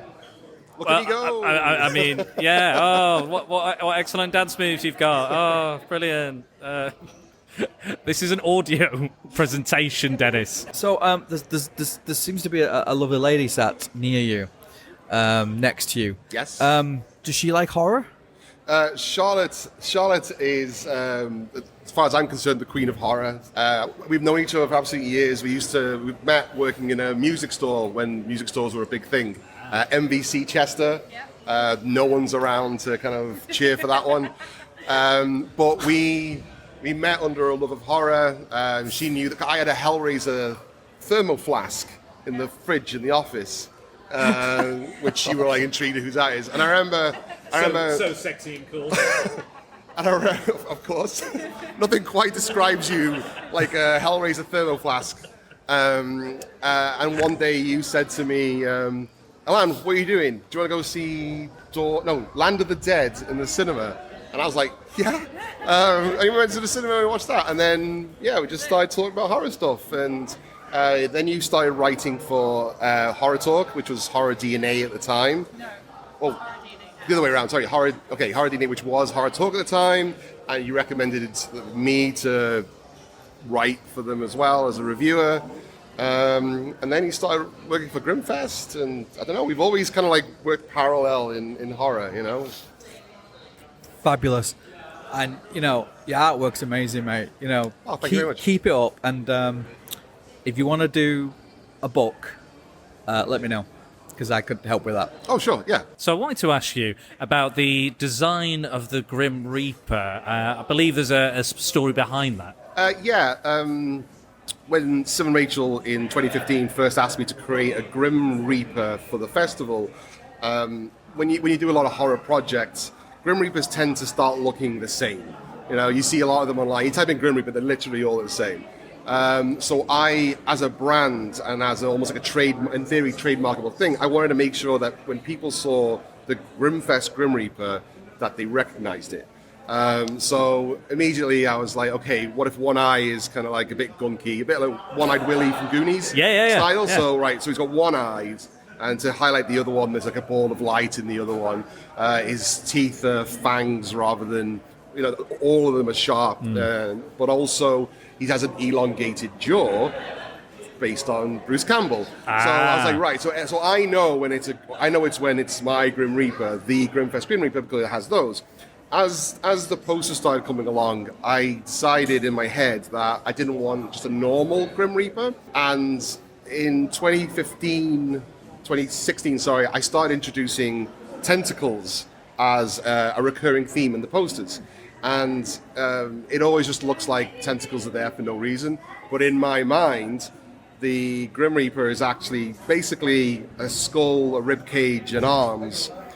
But underneath his cloak, there's just like a sea of tentacles. I wanted a more Lovecraftian kind of like origin to the Grim Reaper. It just made it more complex, more unique, and more interesting. So in theory, if anyone wants to ever have like a life-size Grim Reaper, a Grimmfest Grim Reaper anywhere, I'd hope to see tentacles coming out from underneath. Yeah, I like that. I like the added details. You've got to make it unique somehow, and I think it is a truly unique, character.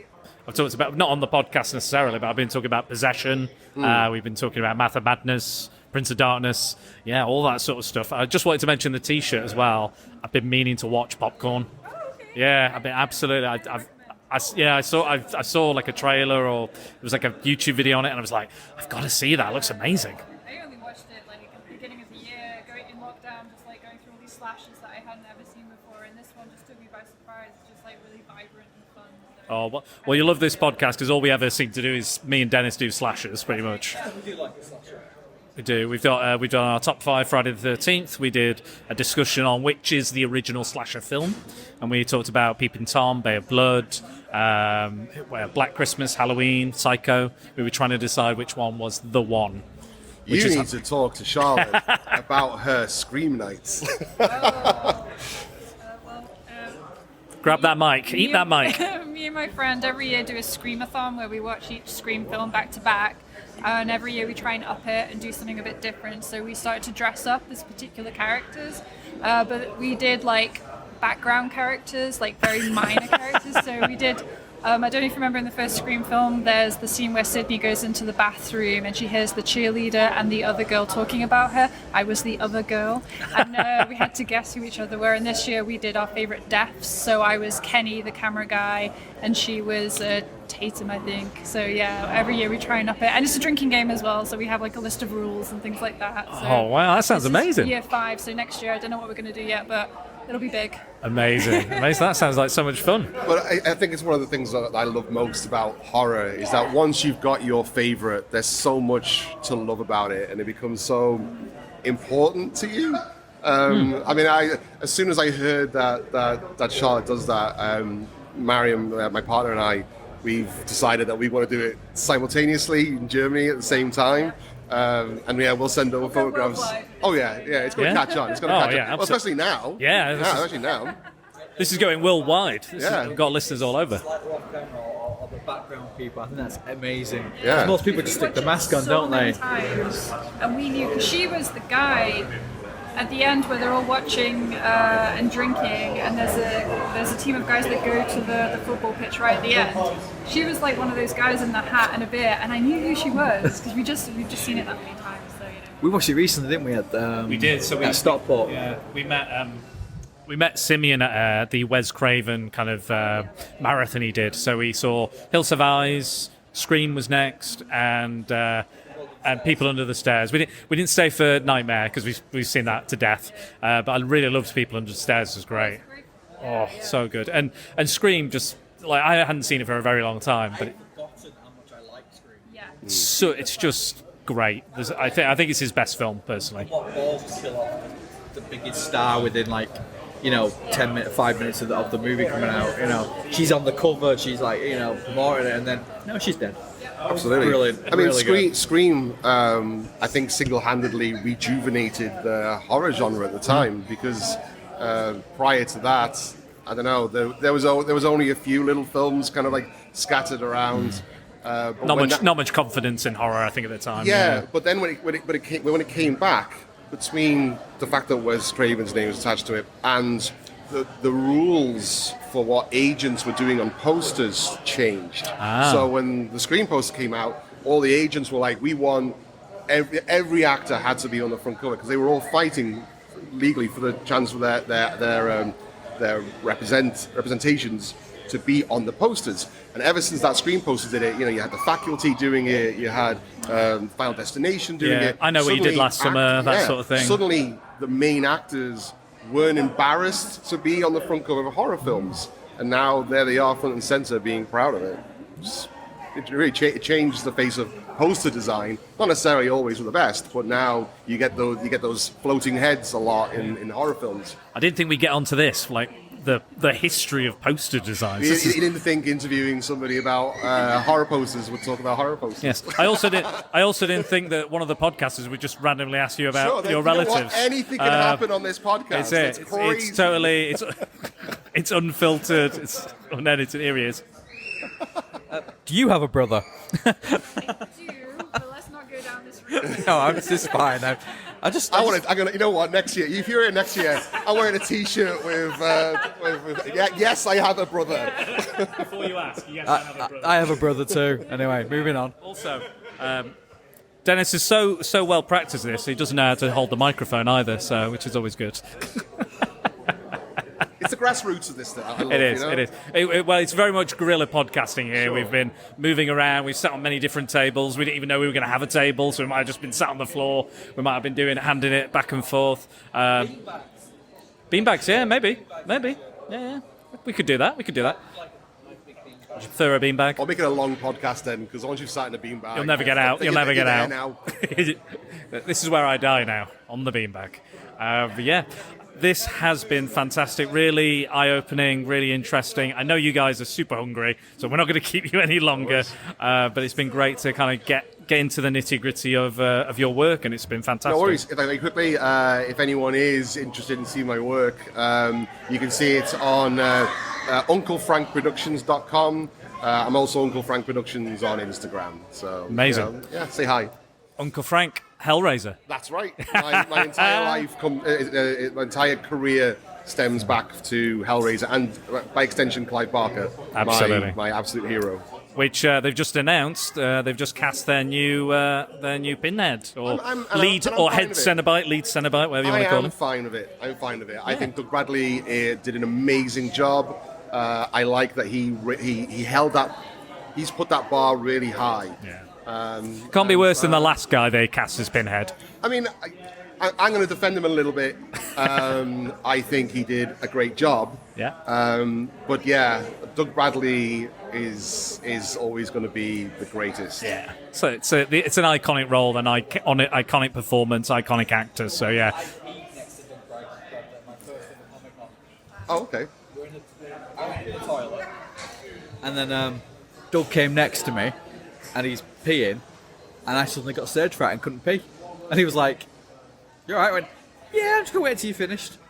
Okay. Not awkward at all, but there you go. What, this moment, you mean? No, telling Doug Bradley you couldn't pee. This moment is awkward. If you are stood next to a man with your penis out and you're not peeing, I imagine it would get quite awkward. I bet I know what he said. Jesus wept. Oh, you have such sights to show me, mostly your penis. Anyway, thank you again very much for your time. You guys have been great. It's been fantastic talking to you. Hope you enjoy the rest of Grimmfest. No worries. Okay. This is Spider-Dan and the Secret Boars, the official podcast of Grimmfest 2021, and we are here with one of the head honchos at Grimmfest, one of the organisers, one of the most important people, besides guests, besides the audience. She is here to talk all things that go on behind the scenes and all the Grimmfest that have ever been. Would you like to introduce yourself? Hello, my name's Sarah, and I'm the festival coordinator and programmer for Grimmfest. You certainly are. How has it been so far this year? It's been amazing. It's been a tough year with everything that's been going on with COVID, and then James Bond coming out the same week as the festival. So it's a case of having to change things around, and but yeah, it's been great. It's been challenging, but it's been fun. Yeah. Yeah. Logistics is always a difficult thing when it's a live event. Yep. It's a living, breathing thing event, so it must be hard to kind of control that. You've got so many staff working and so many different fingers in the pie, so to speak. Is that hard to kind of keep track of, and with the guests and everything? We've got quite a good system because there's three of us, three girls who were kind of divvied out the jobs. Mm-hmm. So there's myself, Katie, and Laura. So Katie's doing the screen stuff, making sure the films are playing okay, keeping an eye on the runners outside, making sure that the guests are getting their little audience slips. And Laura's doing like Festival Hub, box office, and I'm doing guests and press. So we've managed to divvy out the jobs, and obviously we jump in and out on other jobs as well. Of course. So as needed. Yeah. But yeah. Absolutely. Yeah. Well, that's what I would expect. Horror is all about feminine power, final girls, and it's probably the most feminist film genre there is, arguably. Potentially. I don't know. Maybe not every film, but there is a lot of that in there. Yeah. Do you have any favourite films that you've seen this year, previous years, or? I love Richard Bates Jr. So we were very excited to have King Knight showing here. So that's definitely one of my favourites. I did manage to catch The Sadness last night, which I missed actually whilst we were programming. So I caught most of that. That was really very, very brutal. We wanted to see that today, but I think we missed it, didn't we? But I've heard great things. Yeah. It's definitely one to give you nightmares, I think.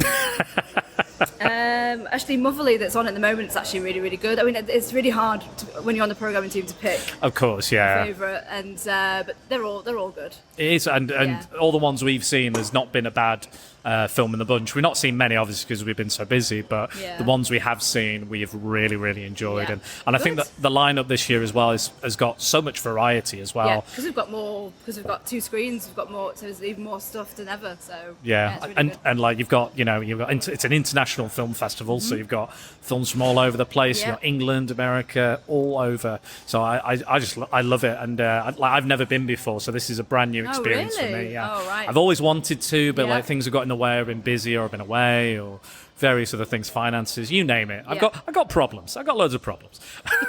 but yeah. So like this was such an opportunity for us, and me and Dennis have grabbed it with both hands, and you guys have done such a good job. I'm sure there's again a lot of issues behind the scenes, but you wouldn't notice. Oh, good. You would not know in the slightest. Even if like your head is on fire, people are like, oh, this is all fine. This is great. Like everybody here has been singing the praises of the whole event, and it's amazing. Hello. Hi. And I know we came on really late, but you've all been great with us. Really, really kind of accommodating. Good. And I have this thing about feeling like I'm a pretender. I feel like I shouldn't really be here. It made me and Dan feel very welcome. Oh, good. You guys have been great. It's been so nice to have you here. Yeah. Yeah. I just feel like you all kind of know each other. Yeah, and well, that's good. mean- And we're like sat here going, yeah, it's. But We're part of the family now. we've become part. You're going to be Yeah. coming every year now, right? Yeah. Oh, I come anyway. He has. Doing this every year. Yeah. Hopefully. Yeah. If you want us, we're here. I'm pretty sure we will want you again. Definitely. Absolutely. It's been so nice. Because this year's been very different with COVID as well. We've not had as many people, as much press as normal. So it's nice to have this as an additional, chance for the guests to talk about their films, because that's what they love to do. So. Yeah, we were speaking to AJ, and he loves to talk. Oh yes. But I was like, this is great stuff. Keep he's going. great. I'm not going to stop you. He's been lovely. Yeah. What's his favourite? Jason Lives, Friday 13th. No comment. It's a great movie, and Black You Christmas. can't see Sarah's face, but I loved it. Yeah, and Black Christmas. Hopefully the original. Yeah, Oh, yeah. God, yeah. Not this I love- PG-13 rubbish. Have you seen the most recent one? Yeah. Yeah, not for us. I mean that is like feminism that's just got ridiculous. Oh, God, it's yeah. insulting to women. I think. Yeah. I think it was a bit too on the nose Oh, for me. we couldn't believe it. We literally, Yeah. not fans. But when you've got a perfect movie, why remake it? I know. But It was quite funny because a lot of the stuff he was mentioning, we'd already covered on this podcast. Oh, Which is really? great. Like we did a top 5 Friday the 13th movies. We did the origins of the slasher movie. We Yeah. talked about all the different films that Oh, could cool. be like we're talking about Peeping Tom, Bay of Blood. Yeah. All those. And we think Black Christmas is the slasher, like the original. For me, for my money, for Dennis's money, that's the classic. But yeah, and what else? I'm sure he mentioned something else we did as well. Oh no, I'm doing. He was in The Guest, and AJ? AJ was in The Guest. I'm not I need sure. to speak to him about that. Yeah, because that's which- one of my favourite films. Well, lucky for you, that's out next Friday on this podcast. We're going to be really? me and my friend Andy are going to be discussing that film. Yeah. Oh, cool. So yeah, in between. So the Grimmfest stuff's going to come in between all the other stuff I've got going on. It's all pre-recorded, so it's all going out. But Oh, cool. but Check yeah, it so out. it's going to be cool. So there's a bit of everything, bit of the Grimmfest stuff, bit of added extra. I watched You're Next and Guest, like in the same sitting. So it was like, I don't remember. This sounds horrible. I don't actually remember AJ in The Guest, and I've seen that a number of times. So who is he actually playing The Guest? I'm not. I haven't can't. seen it Yeah. for a while. Yeah. I'll have to ask him. I know. Was that going to be actually? No, was that a bit insulting if I ask him that? It should be fine.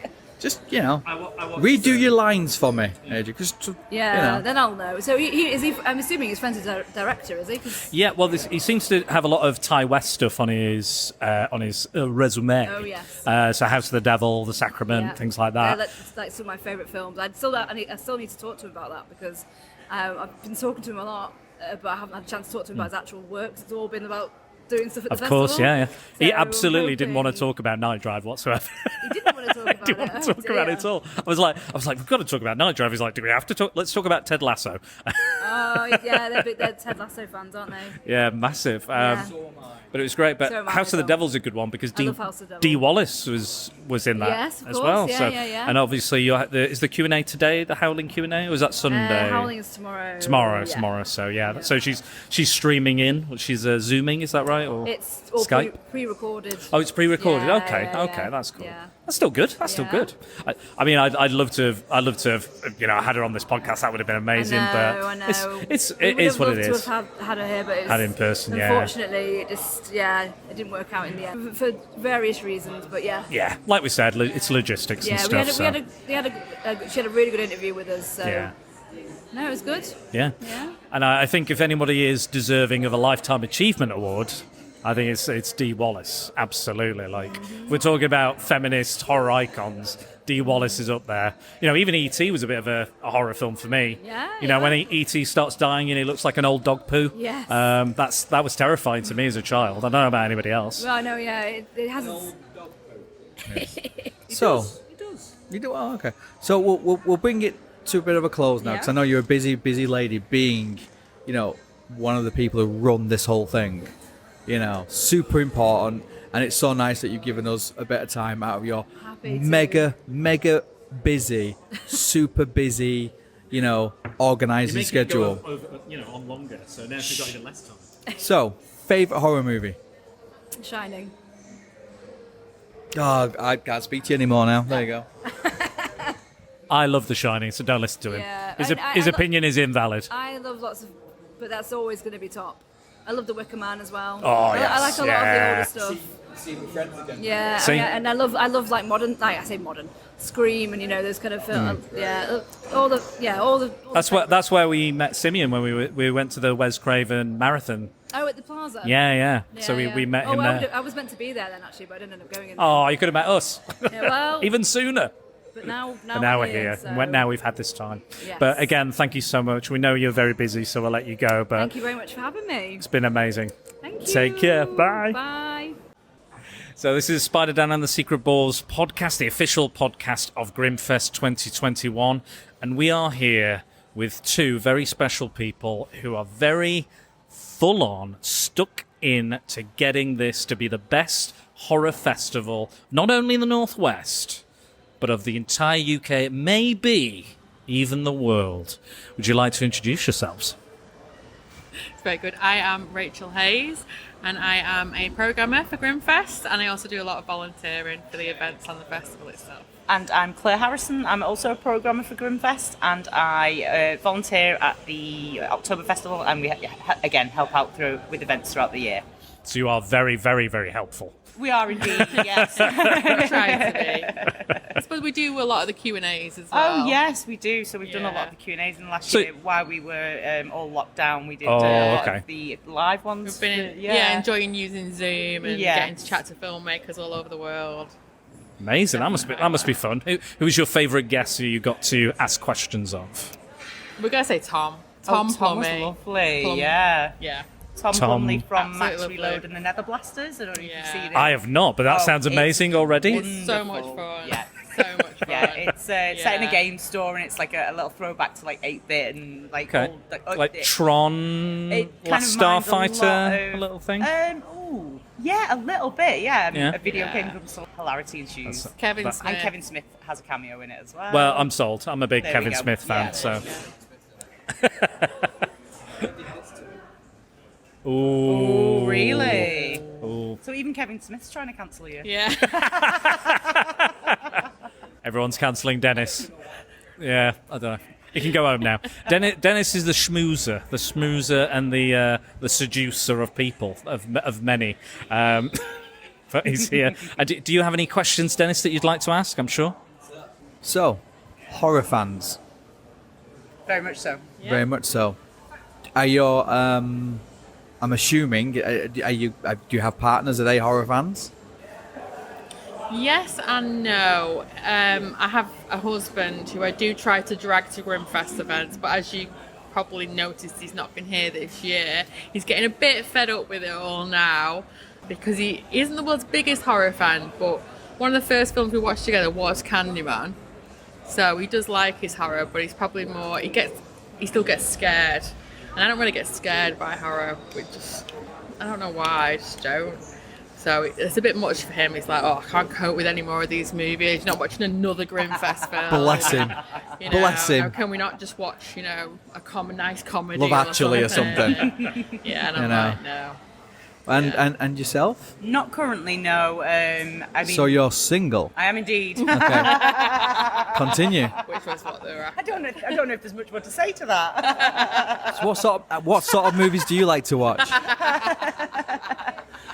Anything and everything, to be honest. Like, obviously, being here at Grimmfest, we get to see a lot of independent films and a lot of stuff that, you wouldn't catch otherwise. And part of the beauty of programming them is that you get to bring them to a wider audience. You get to share that passion with other people. So, yeah. And then sometimes even get to meet the filmmakers. Exactly, in person. I mean, some of the films that, like, I remember seeing The Shed in the Sheady film in the Cannes Film Festival, and I said, oh, we've got to program this film. And then, next, like, maybe a year or so later, you stood in Manchester in your hometown with the director of the film, just totally chatting monsters and stuff. That sounds absolutely amazing. Yeah. With my events as well, that's what I enjoy. I enjoy kind of bringing people over who haven't come over before. People who, just on the cusp of being either really famous or been famous, and now they're just, happy retirement, but bringing them to a new audience is great. Yeah, it's kind of like peeking behind the veil sometimes, isn't it? Because you get all these people from around the world come in and you get to chat to them and you realise that, you know what, there's no difference. we're all the same. There's no need to feel like in awe. Well, you are in awe of these people, of course, but when you get to spend a whole weekend hanging out with them, you get to form those bonds. It's great. Yeah. Well, we were speaking to AJ earlier, and we were just going. We were just going through the list of all the things he was like, I love this, I love that, I love this, and I was like, we've covered all of these on the podcast. Like, it's like great minds think alike. We all like the same things, and it's like we're one big family. It's nice. You meet these people that you think, what will I have in common with them? But you have everything in common with them, but they might be from the other side of the world. Yeah. No, I've got one. I have to say that I think that is down to you guys as programmers as well. The aspect of the community, the larger family, the vibe, the atmosphere is so good. Like, we've had an absolute ball. We've not had any difficulties or any problems with anybody. The variety of stuff that's on, the variety of horror within the program, films internationally, in America, UK. I think it's you've done such a great job in just organising it, putting it all together and making sure it all works and all the logistics and everything. It's a massive team effort. I mean, Steve does the majority of the programming. It's such a shame he can't be with us this year, but because his knowledge of film is just exemplary, and he watches every single film, and he ends up selecting most of the program because he's a machine. He's the beating heart of Grimmfest, isn't he? He is, yeah, and it's his passion shines through. He loves talking to the fans, the regulars, and then Sim as well, the festival director Simeon. He makes this happen. If it wasn't for him, this wouldn't exist. Absolutely, and he's been really lovely to us, really welcoming, and Dennis has been communicating quite a lot, apart from missing an email or two. Well, then you've got the whole team behind. You've got Katie and Laura and everyone Sarah works so hard just together, don't they? Yeah, pulling it all together. It's And magic. it does come across that you all get on as well, which I think's half the battle. Yeah, I definitely. think if you're all kind of striving for the same thing and all having a bit of a laugh and a bit of a giggle and not taking everything too seriously, that comes across with people who attend. They can relax straight away. And we found that I was saying to Sarah that we felt a bit on the fringes because but now we feel part of the family. We're like the uncles you only invite to the wedding if you've seen them 15 times. Now we're actually invited, so it's cool. If you were to think about you programming films in, what movie would you choose to kind of open Grimmfest if you could choose any film? It's a tough one because we tend to look for new films. So always a classic, we though, isn't always there? want to be the first to like get it and get it first and show it you all and just show it off and like be really excited about it. So we're just always looking for what's new, what's different, something new, something exciting. I think one of the best examples of that, and I'm going to forget its name now, was the Russian one where it just kept bang, bang, bang, bang, bang. Me and Steve saw it in Cannes. Which one? Why don't you just die? Oh, why don't you just die? Yeah, What's so that why fest? don't you just die? I think is a perfect example of what we look for in a Grimmfest film. So me and Steve went to see that when they were trying to sell the rights to it. That was a 10:30 slot as well, wasn't it? I think And we just sat there and were like, whoa, blown away in our seats. Just relentless, funny, fabulous, look great. Just, we had such a blast, an hour and a half, 2 hours goes by like that, and you just walk out going, I feel great, and that was amazing. That was so much fun, and it was so gory, and it was so violent, and isn't horror brilliant, That's it, isn't it? That's a little Grimmfest tip, though. Sometimes it's the 10:30 slotters, isn't it? They're the ones you have to watch out for. 'Cause Okay, they will, all right. they're a little bit off the wall, a little bit punchy. That's where they'll take you by surprise. Yeah, I like that. Definitely. We really enjoyed Two Witches. Have you managed to see that one? I missed that one. So good. unfortunately. So good. I'm going to adapt. It made you sick, though, didn't it? It did, yeah. Really? I'm getting a bit queasy in my old age. And maybe it's like being a woman, but the scene where, like, obviously... Oh, of course, yeah. I was feeling a bit sick. But we won't spoil it. I We was won't a spoil little it. sick. Yeah. I was like, oh no. I'm going to adapt Dennis's question a little bit. So we, in this podcast, we celebrate kind of underappreciated, underrated cult media, films that people haven't seen, but they really should. Yeah.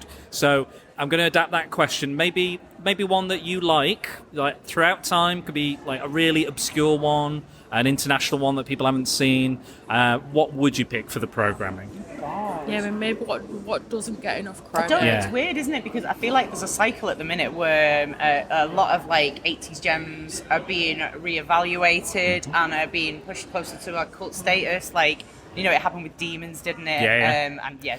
Which we covered on this podcast. I love Demons.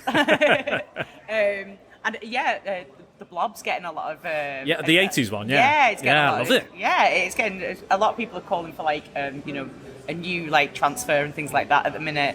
You see these messages on Instagram, like, all these fans talking about things that are up and coming, or not necessarily...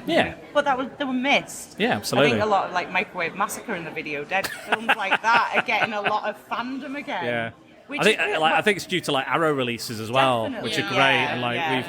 we went to see the. Do you know the Chapel Picture House? Yes. Yes, we went to see the double bill of Demons, and we recorded it. It was the 4K, wasn't it? It was the Yeah, 4K. yeah. We were very lucky to see that, and it was uncut Italian version, subtitles, but we prefer the dub anyway, don't we? Because the dub is funny. The dub is funny, but it matches as well. It matched better than the dub. With all the sound problems I have, I kind of, in some ways, I kind of understand why they don't record any of the audio, because they're usually like, I know in Suspiria they were like building the set in the next room, so they're like, hello, I'm here to do some ballet. So that's just a lot of that. But yeah, Demons is a really good shout. The next podcast we've got coming up is actually on The Guest. Oh, I love The Guest. Which, it made no money. No, it's it really amazing. didn't. It's Yeah. incredible. AJ was in it as well. He was in it, Yeah. yes. Yeah. So that's weirdly, coincidentally quite cool that we were already covering that. And I think that is just an incredible film regardless. It is, isn't it? I love how Dan Stevens has kind of broken out from that into like Downton and Beauty and the Beast and all these like mainstream big budget movies. But he's in this like little underappreciated gem of a film. Yeah, my wife only fancies him in The Guest. I only fancy him in The Guest. Yeah, I everything don't else, fancy him not in interested. His suits or his fancy pants stuff. No. I'm not that way inclined, but even I fancy him in the guest. I think speaking of the guest, I think we're done. Unless there's anything else you'd like to say. I want to ask you some questions. Oh, well, these. I mean, we're speaking to experts. They do this. These are the Q&A queens. So yeah, ask us some questions, please. No, who's been your favourite guest of the weekend so far that you've interviewed? Ooh, good question. Really enjoyed speaking to PJ McCabe of the beta test. He was really when we got that the first recording we did was with PJ, and that was like, oh my god, he's one of the biggest guests here, quick. He was lovely. He was really accommodating as well. I really enjoyed speaking to. It was nice to speak to the entire cast of When the Screaming Starts, because it was like. Passing the mic around. I did the virtual Q&A for the festival next week, and but there was only me and 4 of them. Yeah. Halfway, I was cat sitting on my friends, and halfway through, the postie knocked on. Oh no! Awkward Indeed. Yeah. It's not my house, not my post. I felt obligated to be like, sorry guys, I'm going to have to get this. Yeah. Oh, it's awful. Oh, that's not. Oh, so dear. bad. Yeah. Well, they brought their own cat with them today. Oh, they did. Yes. Poor Richard. The stuffed cat, but he turned out to be the best guest, I think. Actually, yeah. No, he's the number one VIP. Forget AJ, forget PJ, all the J's. I think Richard the stuffed cat was my favourite. We get very excited. Yeah. I think as a co-host, I think I'm going to replace Dennis with Richard the stuffed cat. I think because we'll avoid being cancelled that way. I think if we have. But yeah, Dennis, any of the other guests that you quite enjoyed speaking to? You two. Wait. Bless you. Of course. Exactly. You know, that's what you should say. You two. I can't remember the names. The 2 witches guys. Pierre and Maxine. Yeah, they're just so. The kind of enthusiasm for everything's just so infectious. Yes. And these such kind of, I don't know, on batteries constantly, and so you're talking to them. That film. We were like, yeah, coming out of the movie saying, describe it in one word. Moo. There you go. Move on. I don't even know anymore. Yeah. It's hard to choose because everyone's been really lovely. Yeah. Everyone's been really nice. Staff, audience. Yeah. No one's rolled their eyes. No one's been kind of like wanting to kind of. Everyone's wanted to stay longer than we had time-wise as well, which has been really nice. But no, they've all been lovely. Yeah, I think it shows that they make the effort to come to these festivals. I think this sort of film festival is very different in the fact, one, I think horror fans are different. Yeah. I think they appreciate the art form, they appreciate, what goes into it. I also think they appreciate the indie scene more with horror than any other really genre. But I also think when you're talking to people who want the movies to be seen, and the so kind of like to which it was just saying how much we loved it, and you could clearly see they were happy the fact we loved it. And that's. I just want you to tell other people about it all the time and say, you must go and watch this movie. I always find horror festivals, horror cons, just very, very different to anywhere else, like Comic Cons. Because with Comic Cons, you get people who are into the movies, people into the comics, people into the cosplay, people who don't know anything and just turn up. We're here, we're all doing the same thing. Out of all those movies, there'll be some you don't like, some you love, some you think are okay. But the good thing about a festival is, you don't like this one now, the next one you're going to like. One. Yeah, definitely. There's always the next film. Yeah, very much so. And, with such a diverse selection of programming, you are kind of spoiled for choice, especially with 2 screens this year as well. It's hard to make that choice sometimes. Yeah. That's the only bugbear with it. But yeah. Do you have any other questions for us?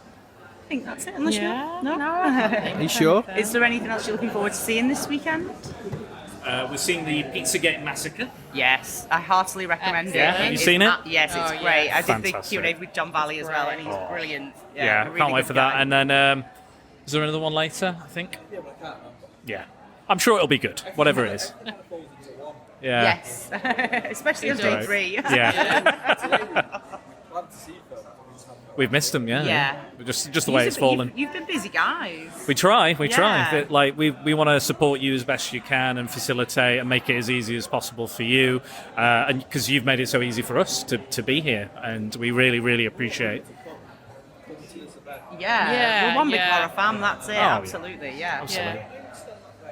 The kind of issues with COVID and people being sometimes a little bit unwilling.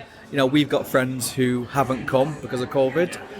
So, you know, the fact you've managed to put it on anyway and the size you put it on, it's pretty commendable because, you know, I think you're one of the biggest of like this sort of event which took place so far. So next year it's going to be hopefully back to normal. Oh, definitely. I'm going to wear shorts more because I am sweating my absolute testicles off. That's why I put mine on Global today. warming, yeah. Are you also sweating your testicles off? A little bit, yeah. They are ever so slightly sweaty. But no, it's. So I went to the very first Grim Up North. Yeah. I went to the very first one. And I went to the second one. And I went to some screenings at Dan South. Went to a Nightbreed and those sort of stuff. So I've always been in and around it. And actually, I'm on the YouTube video of the first one. The guy sticks a microphone in my face. What do you think? And I'm very northern. It's great. I brought my whippet and everything. Now you're grabbing people the microphone off people. Yeah. God, it's weird, isn't it? But no, I want people to come and celebrate what I love. You know, I love comics, I love metal, and I love horror. I think they all link well together. So one of your staff members potentially hinted that we may well return next year. Excellent. But we're not going to count our chickens just yet. Don't want to. I like the Definitely idea. should. But yeah, it's not a done deal, but we've really enjoyed it and we love the opportunity and we're very grateful, blessed. #blessed to be here. And again, you guys have been brilliant. So I just want to thank you for doing what you do. It's been a pleasure. Take care, guys, and enjoy the rest of Grimmfest. You and too. Don't work too hard. Absolutely not. Hello, you're back with Spider Dan and the Secret Balls podcast, the official podcast of Grimmfest 2021. It is intense. It's been. I'm it's been. invested. I mean, it's not been camping, as in intense, but it has been intense. Well, then why do I have a sleeping bag on me? I feel completely falsely prepared. What did you sell? To be fair, I mean, you could stay here. It's probably easier than actually travelling back into Manchester. It has been an absolute nightmare for us. I don't know about you. So many construction sites, but, you know, therefore, hopefully, the results will be positive infrastructure. You would hope so. You would hope so. But before we get into the misgivings about Manchester City Centre, great. Please introduce yourself and what you do here as part of Grimmfest. So my name is Mariam. Some may know me as Lady Mariam, and I do Q&As and interviews with the guests we have invited to the festival. I also love chatting to the audience and the attendees, and I'm the overall mouthy festival person. That is, I guess, if I was to print it on a business card, that would be the title. Mariam Mouthpiece. Yes. Yeah. Double M. There you go. Very intentional, very stage name-esque. Yes. Oh, I like it. Yeah. So who have you spoken to this year that you've really enjoyed chatting with or giving all the Qs and them giving all the As? Wow. Well, that's an intense question. It I is. don't know if you knew what Q and A stand for. Oh, I have no idea. No, the please. Qs are the questions. Oh, okay. I know. I had to look it up. It's very intense. I don't like acronyms or breakdowns. I like everything super complex. Well, I mean, I don't have a PhD in Q&As, No? but I feel like if there was one, then you'd have it. I wouldn't be accepted to study it at uni. But I would apply if I made the deadline for the application. The A's are the answers, by the way. I feel like we're getting a little off topic here. Yeah, obviously, we want to make sure that this is an accessible podcast for everybody, especially Exactly. people who don't know who Q&As are. I mean, it's really a field of its own. I feel like you're trying to choose or trying to find an answer. I think you might be avoiding the question because absolutely not. How dare you? So today, I need to think backwards because Yeah, of course, yeah. 3 days of festival, believe it or not, are No, that's quite fine. stimulating. No, that's all right. Like you have been, like we've seen you twice, I think, in all the 3 days. You've been that busy, And it was so. 2 times too many.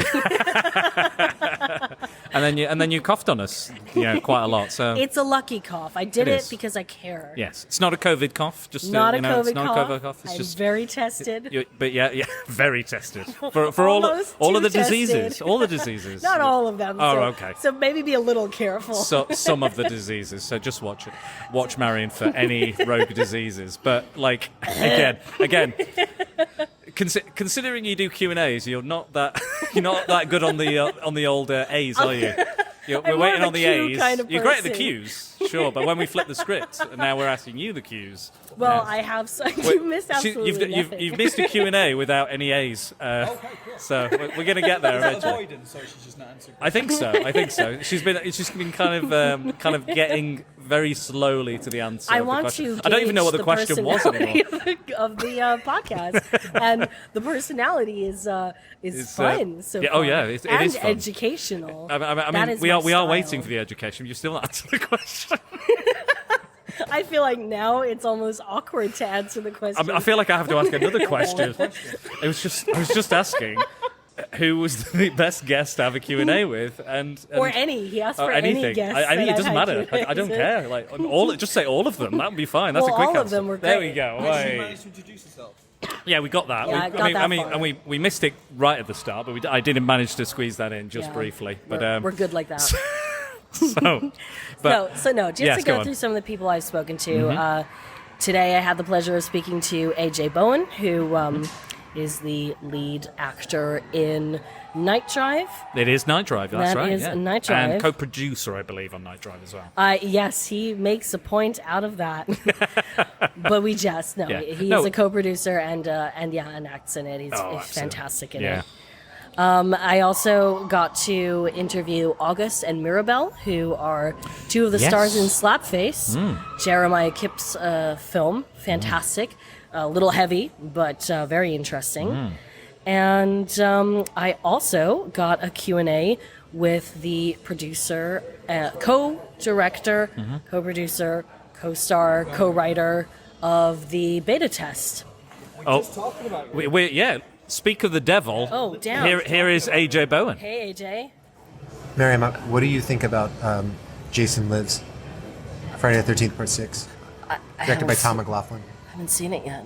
Oh, my God. Shame, Am I canceled shame. now? I hope this podcast episode goes great. No, stop it. How dare you? How dare you? So that was AJ ruining my career. AJ Bowen Thanks, AJ, you dick. swooping in and doing it. He was so much better at the bet I Q&A thing than you are. So Well, now you know he why asked I you the don't question do the A's. and you answered that. But when I asked you a very basic question, it's the same. Shame. PJ is who we were talking about. PJ, the co-director, co-actor, co-writer of the beta test. Yes. Co-everything. The co-man with all the hats. Co-man. The co-man. He was great. He was our very Co-man, first guest. the barbarian. And he was very, very welcoming. And we were literally like, we've set up. We need to get something now. And he came over and he just put us all at ease and stuff. So it was Well, been the great. opposite of what I'm doing. that is good. I feel like I'm leaving. Yeah, fair enough. I do feel a little bit like I'm interviewing a politician. A little like I just feel like all the questions are like deflecting, or there's no straight answer. I feel like we are stronger in numbers. Okay. And together we can achieve greatness. Wouldn't you say so? I agree. So I'm gonna send over another question, and again we're gonna see how And long 20 minutes later. how long you can dodge it for. I'm so sorry to everyone who actually listens to this. Everyone who wants Apologies. more information about behind the scenes going on and all the stuff, I'm so they're just like intrigued. okay, it's like interviewing a brick wall. Okay. A chuckling brick wall. It's the best kind. Oh, someone just brought me food. What delivered. This just in behind the scenes information. This is it. This is. I have dinner now. Yeah, I don't know now. He wants me to wave whilst I'm I doing don't a trust- podcast. We've Look got- at you haven't even asked the second I know. question I haven't even yet. because we've got nothing. You're literally nothing. We've had AJ swoop in. We're having food delivered. Dennis is leaving. This is the most chaotic of the podcasts we've done so far. This is. I am this is honored. crazy. Thank you. I want to say how long. Here we go. Question number 2. Okay. Well, 3, I guess, if we count AJ's. We don't. How long have you Continue. been involved with Grimmfest, and how has it been thus far in the length of all the Grimmfests you've been involved with? Interesting question. Well, let me tell you a story. Interesting question. Great, thanks. Yeah, here we go. As someone who usually Complimenting me poses to questions dodge it. herself, Yes, that I was see. fantastic. Oh, thank you. May I just tell you what a great question? Thank you very much. Yeah. So, I used to, like many people who are involved in Grimmfest, attend the festival as an audience member. Loved the festival, the fact that everyone was friendly, regardless of their status and their role within Grimmfest. The film selection is fantastic, very diverse, high quality films. I think Grimmfest is definitely, if you want distributors in the UK to notice you, Grimmfest is the festival to go to. And then at some point, after meeting Sim and Rachel, hold on.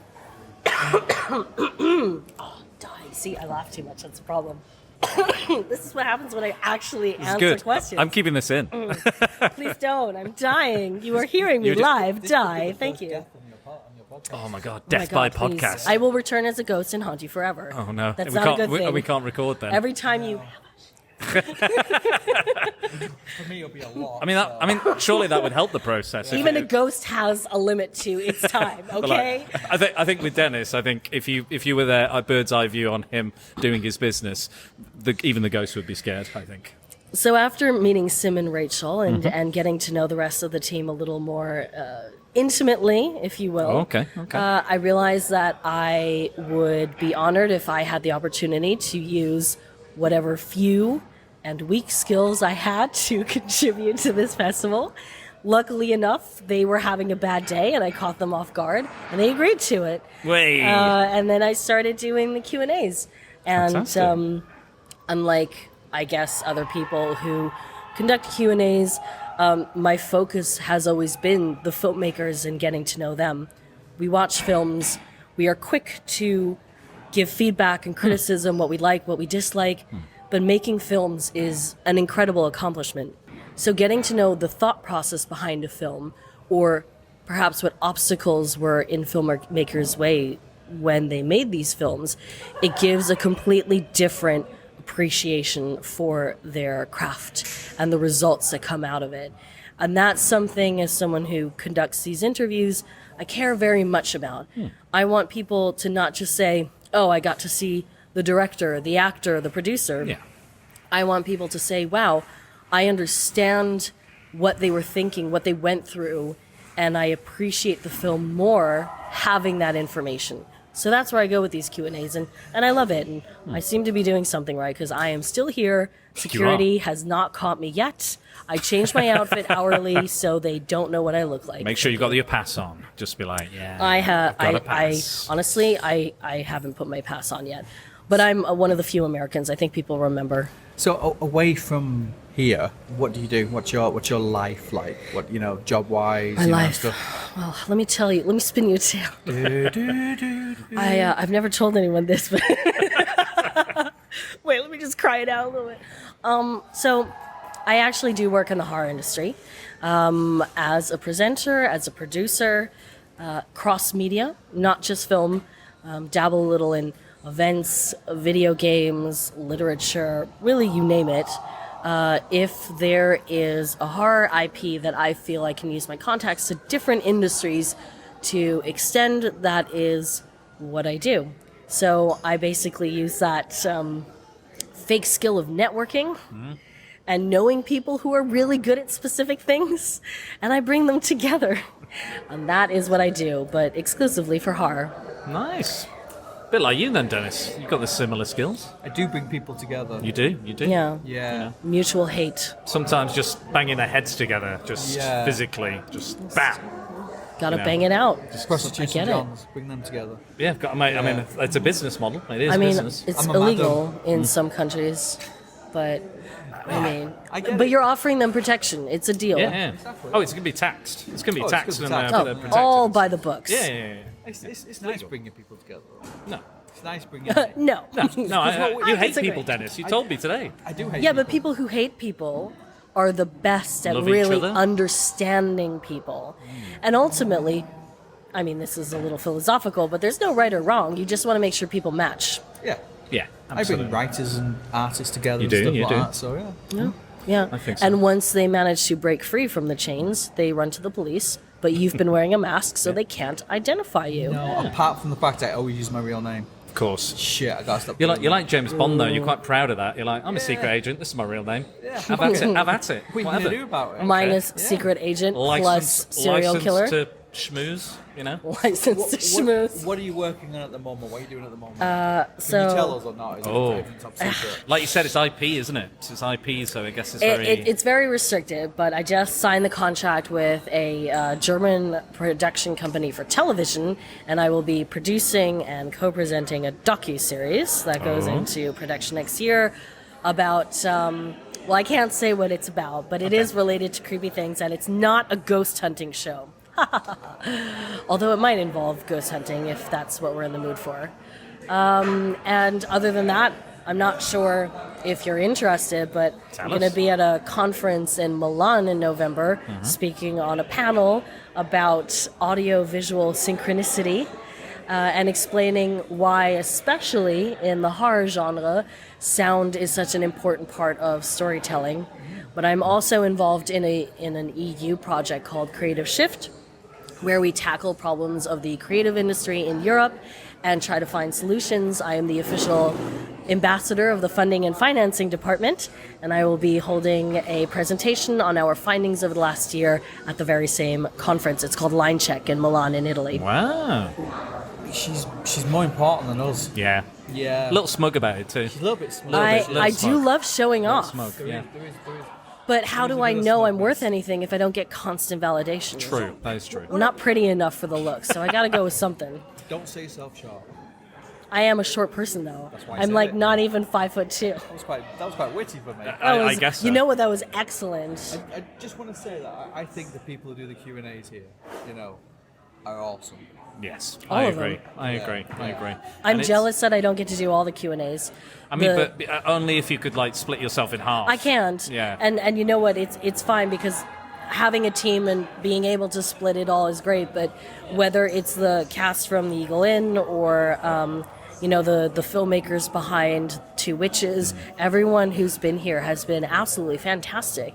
So charming, so charming. yeah. Everybody, like we've not had a single issue really with any of the guests or any of the staff members, the Q&A people. Or... So what about modelling? You ever done any modelling? Yes, I do quite a bit of alternative horror modeling. Okay. Are you referring to the comic book? I don't refer to anything. I'm just intrigued. So tell me more. I am intrigued. okay. I do character modeling for horror illustrations. Nice. So I've done the main villain from Hatchet. I'm trying to think, what was his name again? Victor Crowley. So I've posed for Victor Crowley, but I also with posed the makeup, with the face. Yes, as Okay. well. I've also posed for the cover of Shock Value. It was a body horror thing. My legs were on the cover with a bunch of rats for a book by Danny Brown. I've been on a Ramsey Campbell book cover as a broken stone angel. So yeah, and a whole bunch of stuff like that. So that's cool. Yeah, I do weird horror modeling. Don't be ashamed of that. It's I credible think it's awesome. modeling. Yeah. I also recently got to play a femme fatale, so for the first time, Ooh. I wasn't just a monster. I got to put on actual lipstick and eyeliner, and I was like, "Ooh, this is an experience." I would like to see the Victor Crowley picture side by side with that, and Yes. one of those ones where it's like use your reaction, see which one you like more. Well, I have very strong shoulders. So even though I don't necessarily look like Victor Crowley per se, I mean, no, this is but I can act like I this just is a threw purely an axe. audio medium, so you could look like Victor Crowley for all our audience knows. So. I'm not that handsome. What a handsome girl. Hatchet face.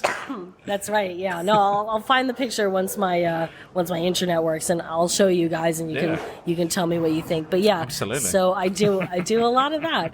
I like the physical aspect of it. I think that's why I get to do it on occasion, because I get to I get to go in motion and move a lot and go into weird, intense, dynamic poses, and that's fun.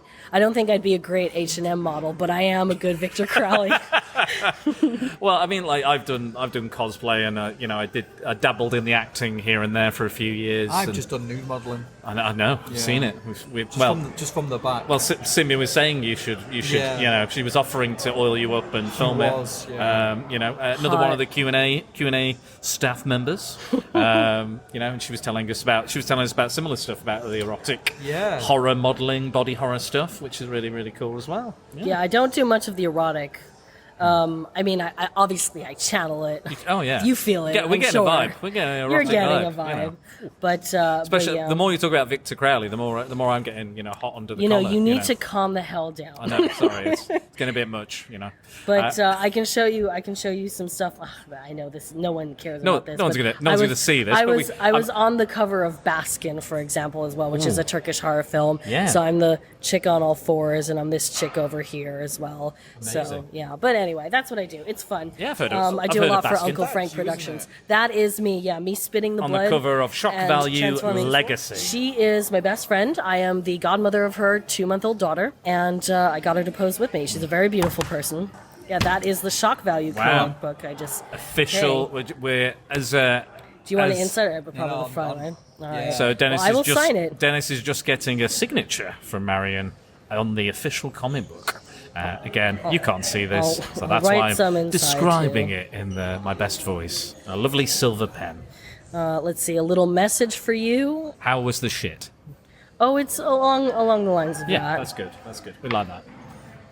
We expect that kind of content. We expect that. I mean, it's that level. obviously the classier version. Oh, yeah, of course. Because I am a classy broad. I need to remind people of that. Yes. Somehow they forget. That's what we talk about. Marion Mouthpiece, comma. Ghosts are watching. Always in especially all pooing, caps. especially while pooing. So actually, I'm going to put the L in front of it because then it's more like me. There we go. Especially when I'm having a poop. Poo.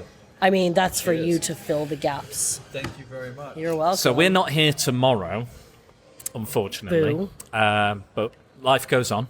Does it? What are you doing tomorrow? More films? Are you here? More I introducing? am definitely here. More yeah. Q&As? Probably, yeah. Let me just check my schedule. Yeah. That's what the cool kids say. Schedule. Sketch. No one says that. Ignore me. So tomorrow I am doing another Q&A for Slapface Cool. with August and Mirabelle. They're absolutely Oh, they're back. fantastic. Nice. Amazing creditless, very professional, but also great human beings. So kudos to their parents. They were very, very polite. They were very polite. Yeah. But obviously we've talked. I'll try to break them.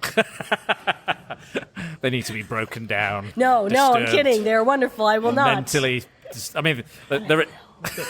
They'll come out of the Q&A gate. No, oh my goodness, no.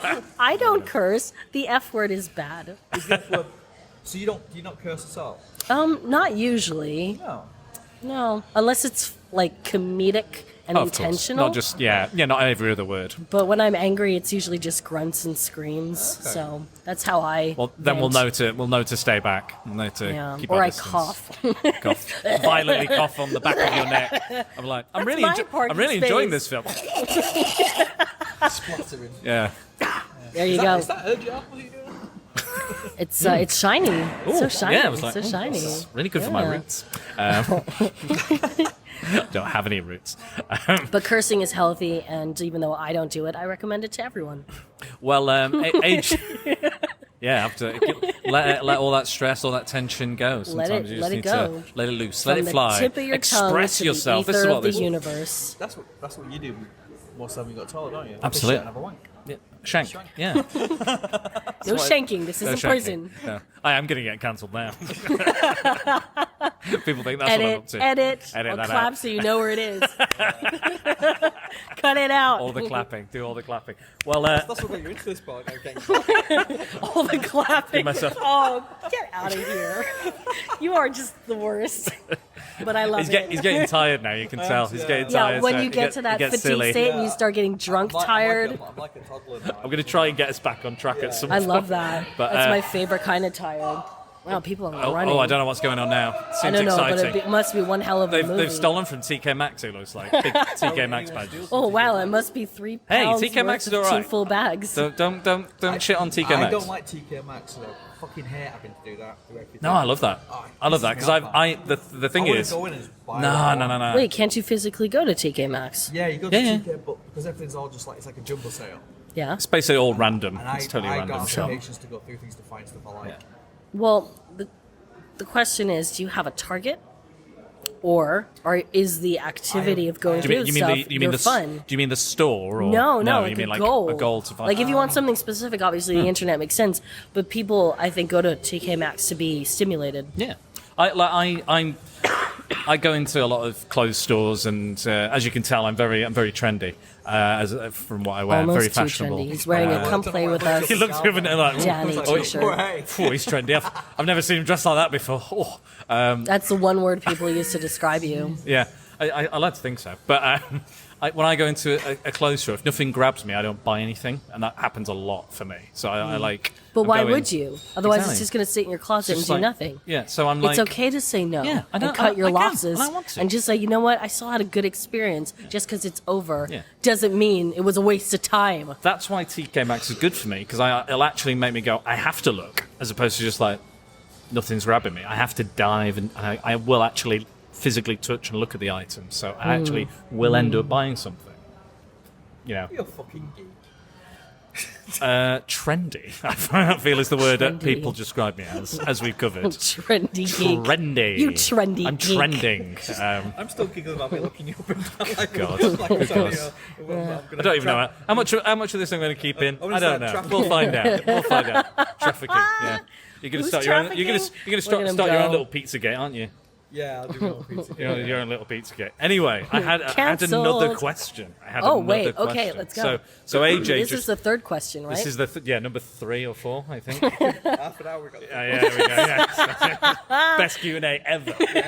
Well, that's the beauty of a podcast. The personalities get to shine. Yeah, and the tangents. I love a good tangent. Yeah, we do. We go tangent all the time, but I like it. It's a conversation. This is a conversation. It's a pointless conversation, but we feel good about ourselves. And if you're still listening, it's on you, audience. And it's not a pointless conversation. No. Oh. Because No. we discovered that you do modelling. Yeah. We discovered that he's trendy. Very trendy. And discovered that I'm tired and maybe Bit acting grumpy? like a child. Bit grumpy Yeah, a little sometimes? bit. Yeah, Yeah, bit grumpy? Yeah. It's fine. I was grumpy yesterday. And You were grumpy this morning, you grumpy I was bastard. grumpy this morning, yeah. You were truly grumpy. Did he want to be the big spoon? Was that the issue? No, Well, Oh, okay, sorry. Small spoon. we are that close. I always like to be in the background. It's like on Of my- what? anything. You know, you ever do my event? When I do my A sixth a- birthday in a- party in a- for a little girl. when I do A my senior events, aqua Zumba course. you'll never see me in the pictures. You'll never see him coming. Okay. No. You'll never see him coming. I heard his wife said something like that. Turn off the lights, babe. I mean, he was talking about his sex life earlier, and Hang on a minute. When did this become about me? always. It's always about you, Dennis. Remember, I'm a politician. I make this De- conversation about deflecting. She's everything I constantly want it to deflecting the be. question. See, we've not even managed to ask that So, question. Let's how see how was good your she is. experience at the festival? Oh, so that's then? his questions now. So that's his question. You know what? No, let's do that. Let's do that. You know, flip the Q&A. So how Come has on. it been? My experience up to 25 minutes ago was really good. And then we got somebody to who's been saying, I want to talk to you, Yeah, dying to talk to us. But yeah. Absolutely. Yeah, she never materialised. She's just the worst. Only now, at the very last minute. Yeah, but when we're tired, we're Yeah. not on our A game. Yeah, of course. You know, she's taking advantage of us. Exactly. And now we're doing the Q's and the A's. Yeah. And, Yeah. and we're actually giving the A's. Yeah. So But you're many A's. doing a great job. I mean, do you feel like this is something you want to invest in for the future? Are you going to do next year's Grimmfest podcast? Well, Oh. I don't. You know, I like to think that we've got involved, we got stuck in, and got to know everybody. Everyone's been really friendly and very welcoming. So I don't want to count our chickens. It was thrown together very quickly. Yeah. So we weren't really confirmed until Wednesday. Oh, wow. That is quite last minute. Yeah, so luckily we both had Friday off. I'd booked Friday to go to Wales. I have a place in Wales with my family. Not done that. Because this is far more important.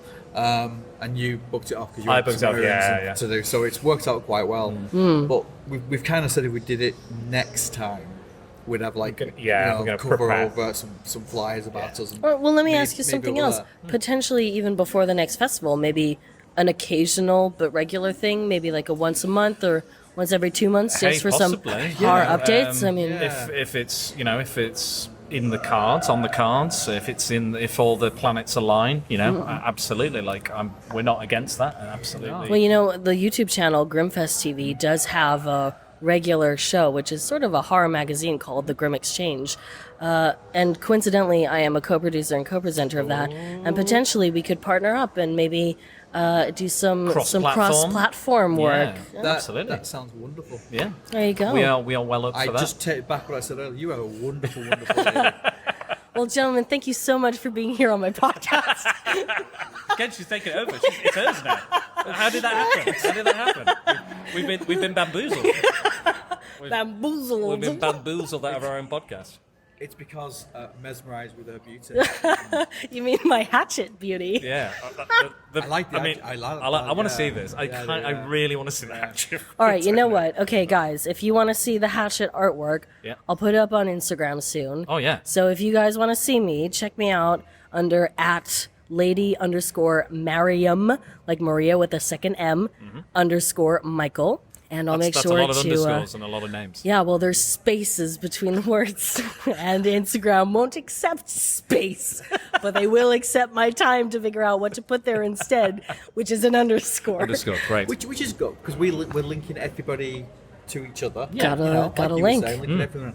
And then you'll have our details, his details. Yeah, so yeah. if you do want to kind of do a little bit Again, of he's in the whatever. background. He doesn't have the social media. It's creepy and I love it. Yeah. Yeah, I don't like social media. But when we're here, he's like, "Hey, come and do the podcast." So still have our details. We'll have your details. We could do some detail swapping. and I mean, stuff. that's a detailed description That is of very the detailed. detail Yeah. swapping. But no, we would like to. I was saying to Simeon earlier, I want Grimmfest to be amazing all the time. If we Yeah. can help that and get Community more people effort. come in. Get the message out. Yeah, because that's what this podcast is Yeah. originally about. Anyway, it's about the underappreciated, the undervalued, the obscure, the unknown, the unheard of kind of films, comics, whatever. And I think that ties into our ethos and the Grimmfest ethos so well. Anyway, it's just it's a marriage made in hell, if you will. Plus, it's in my city. More like purgatory. And I want things to do well in Manchester. Yeah, of course. And you are Especially this right side. to want that. I mean, let's face it, Grimmfest is currently one of the top horror film festivals, genre film festivals in all of the UK. Yeah. It's already a force to be reckoned with. Very much And yes. I recommend it to everyone I speak to because unlike other events, not only are you getting great films, but again, the teams, the volunteers, people running it, there's so much personality and so much individualism and care and support. That's an amazing thing to reach the size of Grimmfest and still be true to those principles. Very, very rare. Yeah. So kudos to everyone involved. And I think you've been talking this weekend about some of the other kind of horror film festivals you may have gone to, Yeah. not naming names or shaming them, but maybe have lost their way, or or conventions as well, happens. like comic book conventions. become a bit soulless. Like my event is almost completely family run because I want that family feel. I want people to be able to come in and not feel weird. Yeah, And like it's a money-making trap. Yeah, and we don't. It's free. It's free. Yeah, for starters. All my exactly. stuff's free. We give away not last year before, we gave away like 10,000 comics and graphic novels to schools and this and the other. So it's, I think I was talking to Simeon, we have the same sort of kind of sensibilities in what we're trying to achieve with both our events. And yeah, I just want nice things up here. I'm pissed off with everything being in London all the time, and it's like London's the centre of the world, and it is nice. But it'll For a shift. visit, it's nice for a visit. London's I a wouldn't wanna great stay. city, but the fact of the matter is, as well, if you only have the funds to go to one particular place for a film festival a year, you'll probably get further with your money in Manchester than you will in London anyway. But Manchester is a growing media hub. Just to be clear, I don't even live in the UK. I live in Germany. I fly here every year to be part of Grimmfest. It's such an important event. And generally, Manchester is one hell of a city. So, yeah. Horror does better in the Northwest as well. Horror movies and cinema tend to do better money, like Birmingham upwards. than it does Yeah. downwards. I don't know why. Interesting. I have no idea why, but It's because of the darkness and the cold. Possibly because we're all Matches everyone's fucking sick and souls. twisted. Maybe it was when it became a very Thatcherite Britain. Maybe. You know, the mines closed. That's because that was a horror. And in the itself. cave people had to go somewhere else. Yeah, absolutely. Yeah, all the troglodytes that we of are. course. You know, And it's like London could be a bit eyebrow, can't it? Yeah. You know. And I genuinely I went to the first one, been to the I think second. 13 years ago. Yeah. Wow. Yeah. You are an OG. Yeah, so I went to, and then I went to some of the other events, like they did a Nightbreed director's cut screening and that's stuff. cool. Went to that. So, but then I've it's never aligned again properly until now. Yeah, I was talking to Simeon about it, and he basically I didn't check my emails. I had an email from him, but then it was so easy just to come. There was no barriers in. He said you can have access to all the guests, you can have access to all things. It was like. And he also said, "Oh, by the way, it's too late." You know, because it could have easily been too late. Like Simeon's a busy guy, and you know, he's got a lot on, a lot to think about, a lot to logistically think about, and the organising and the teams and the guests, and 100 things that I'm probably not even thinking of. So the fact that he welcomed us and fit us into the schedule and this whole event is it's heartwarming, really. Well, we've got to stay on our toes and be flexible, and that is the human aspect that I was talking about. That's still prevalent here because ultimately, you are part of the team, you are part of the Grimmfest community, and punishing you, quote unquote, by turning you away, who does that really benefit? No. What are we pretending to do? So yeah, obviously it's great that Sim reacted that way, but Sim is, one of the founders of Grimmfest. So the fact that he personally would take matters into his hands, reply to that and say, yeah, we'll figure it out. Yeah. Again, there's a German expression and it goes, der Fisch stinkt vom Kopf nach unten. And it means that the fish stinks from the head downwards.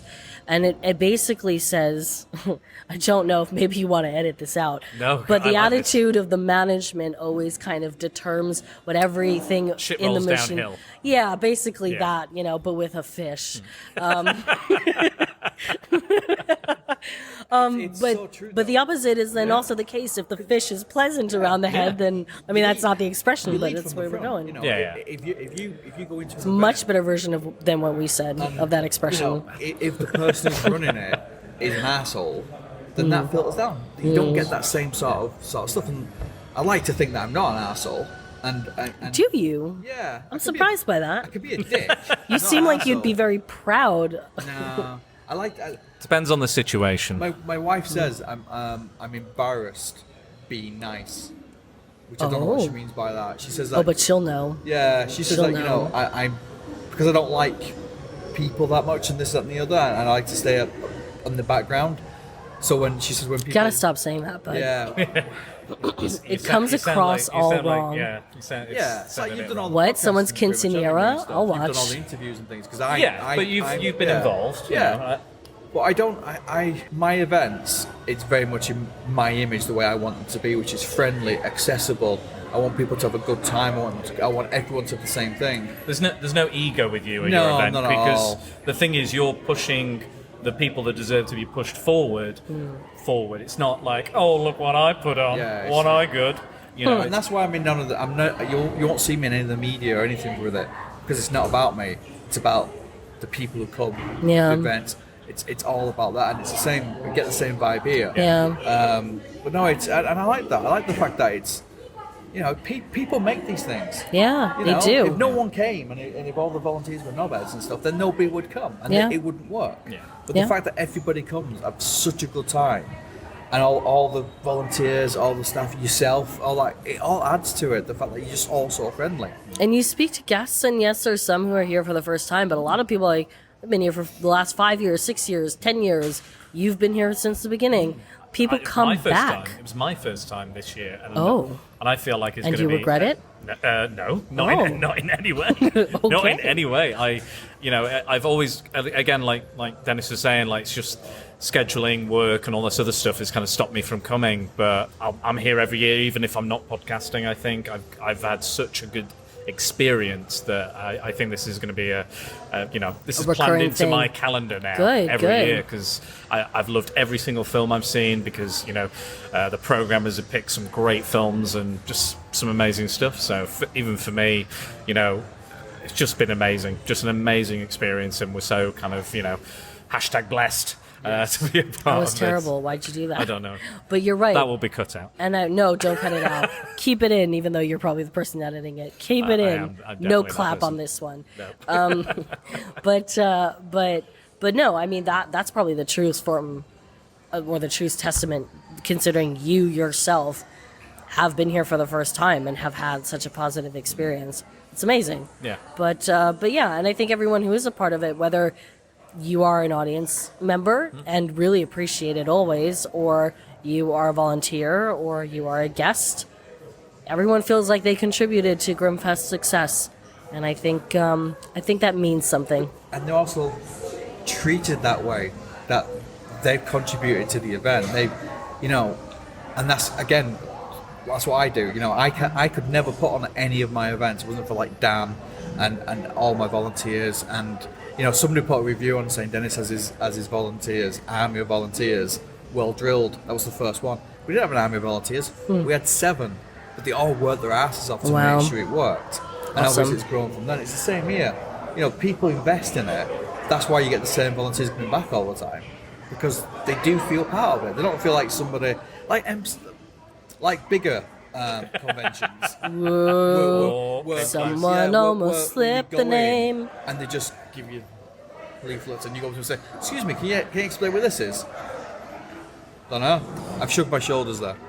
So. He shrugged. Visually shrugging his shoulders, but I think And with looking this, annoyed. with this as well is that I'm not gatekeeping in any way, but I think the volunteers and the people here have a love for horror as well. Like they're not just here just for I'm just volunteering, and Yeah. they have a genuine love, care, and attention. And I Totally. think, and that shows, and you can have conversations like I've been to conventions, I speak to cosplayers who have no idea who their character is, or what? Yeah, they're like, oh. I mean, like, especially amongst cosplayers, I'd be so afraid of being called out on that so quickly. It's like wearing a band t-shirt. I don't know in the band. Yeah. Yeah, have you even that heard similar. of Iron Maiden before buying that T-shirt? No, he hasn't. Oh yes. No, he hasn't. Okay, well, It just seemed like. But yeah, I'm not a enough. gatekeeper. I'm not saying you're not a real fan or anything. I'm just saying that it's a passion. Yeah, it's a not passion. about whether you can list the year something came out or who the directors on every film was. That's not what it's about. Do you like that It's film? about the passion for the genre, and that's important. So there's no horror shaming if you absolutely. haven't seen all the classics. I mean, you haven't seen Jason Lives, so I shame. cut that out. Edit. Which has brought me back again to a question. You mean the third question? The third question. Where are this we is my with last time? Where we are 40 minutes deep. Okay, and So- now we get to the third. this is my final question. That's fine. Okay, the third question at 40 minutes deep. 40 minutes deep. So AJ shamed you for not knowing a certain film. God damn it. So what is your kind of, again, this podcast is about underrated, underappreciated movies. So what would you pull out? Or, for example, if we were to do a podcast on, what horror film would you say we should look at? Oh, that's a tough one. There are so many good ones out there. It can be modern, it can be a classic. I'm going it to can stick be- with some modern ones just so I can narrow down the choices. But a film that ran actually for May Madness this year, run through the Grimmfest people, that you can now stream, and is one of the best films to come out this year, is Vicious Fun. It's a horror comedy, if you will.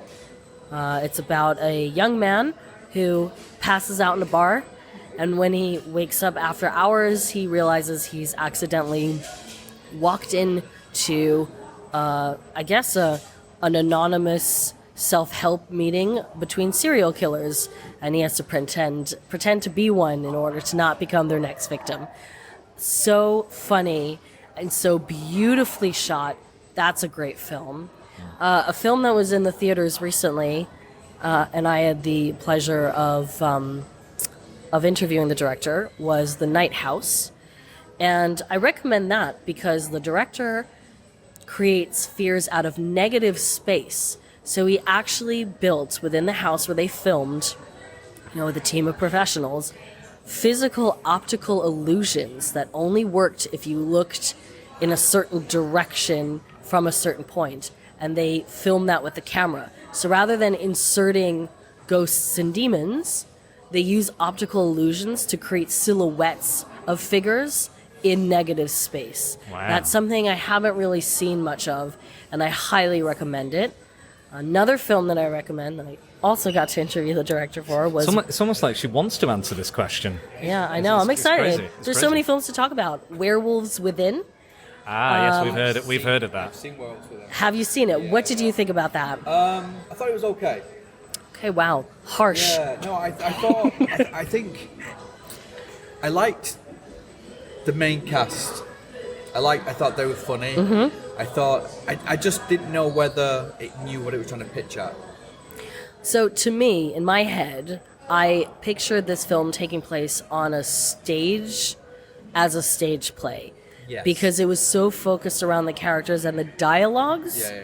I feel like if you forget it's a movie and you kind of reimagine the film, then you really appreciate it. And actually, I'd like to see that on stage at some point. It would work on stage really It well. would work really well. Because it's a character-driven... Very character-driven, very theatrical in that sense.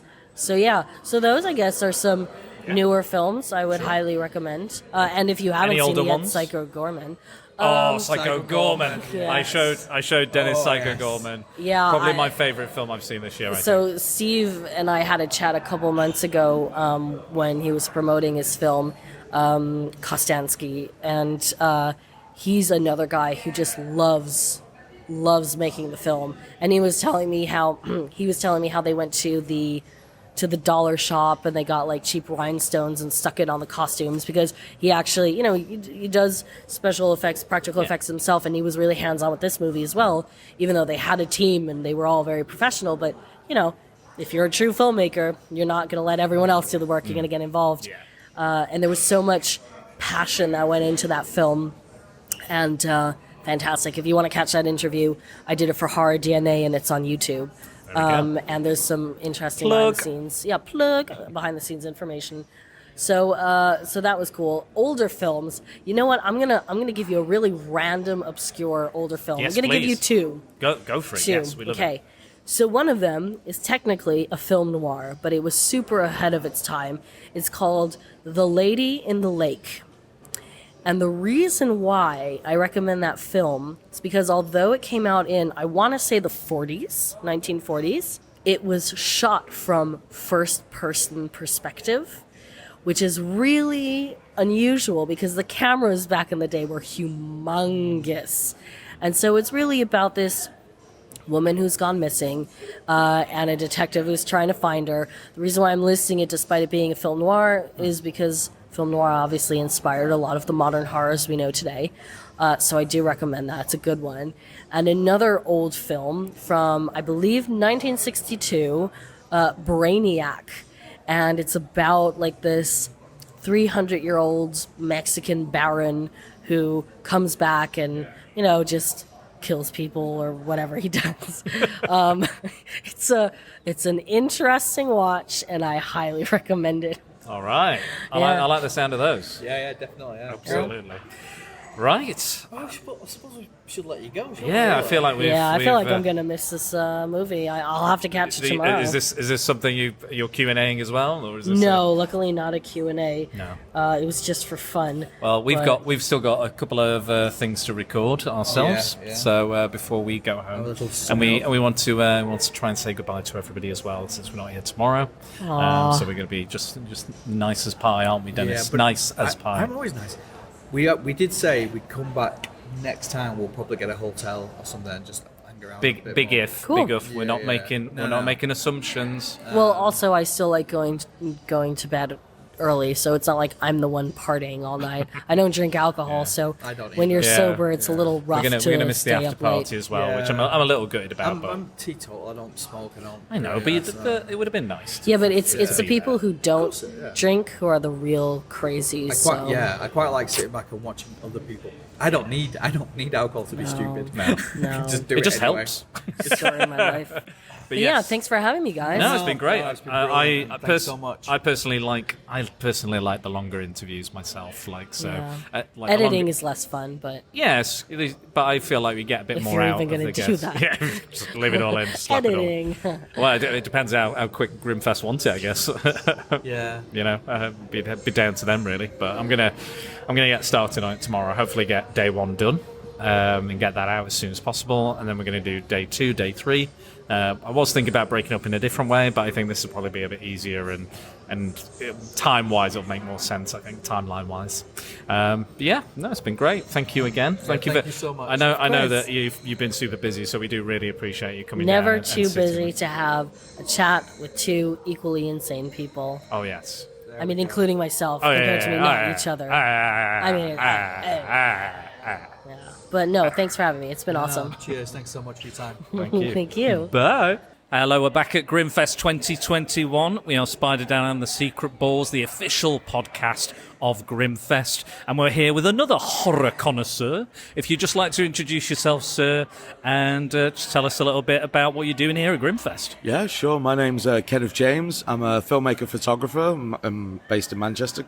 I'm part of Grimmfest. I'm like the photographer and guest liaison at this place. I've been doing it since 2012. Not 12. I wish. 2017. Wow. Started since then. It was just wanted to get into the festival scene, and so I heard they're volunteering. So a friend got me in saying, "Oh, they're asking for volunteers," and I was like, "Yes," straight away. So I grabbed it, and they started on since then. Now they're stuck with me regardless. You're not going anywhere. I ain't going nowhere, mate. No, don't you worry. Like a horrible growth. You're not going anywhere. Exactly. Like my beard, exactly. Bless you.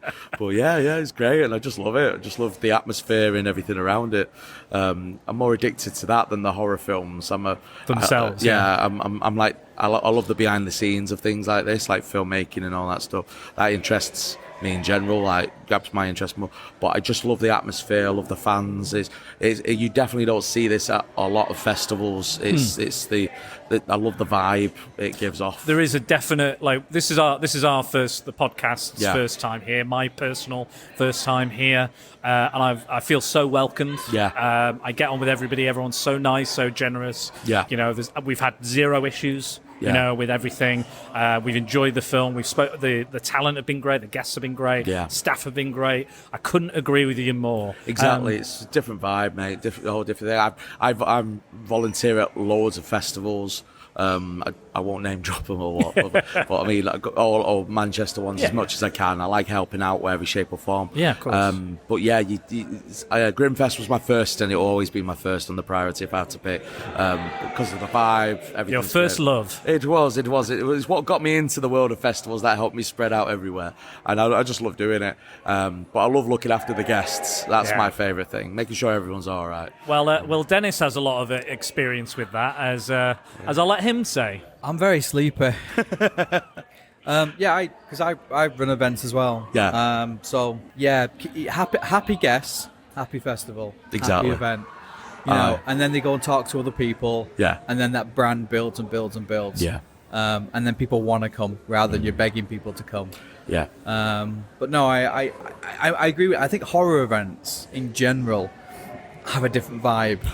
I think there's no kind of bullshit or anything with them. I think everyone's here for the same reason. Yeah, everyone's here to be entertained, to be scared, to get emotions from celluloid worlds of film. They're all good like that, and it's just like you say, you got where other festivals and films and that they have various categories, and like the horror shorts or the comedy shorts, and you get like they go in. Some people go in a bit blindly, but they know what they want here. They like, and you can see it in the program when you see some of the films they show. Like if they want to see a gory film, then loads of people go. If they want to see a psychological, that gets packed. But yeah, it's amazing how but all in general they love their horror. And they want to come here to talk on a podcast. They do. Yeah. Well, hey, have you got enough tape for me? We've had me here all day. We've got lots. Good. So, what has been kind of like your highlight in your Grimmfest career so far? What's been some of your highlights? My favourite highlights is to get like some great selfies with some of the guests. Obviously, permission, of course, with them. But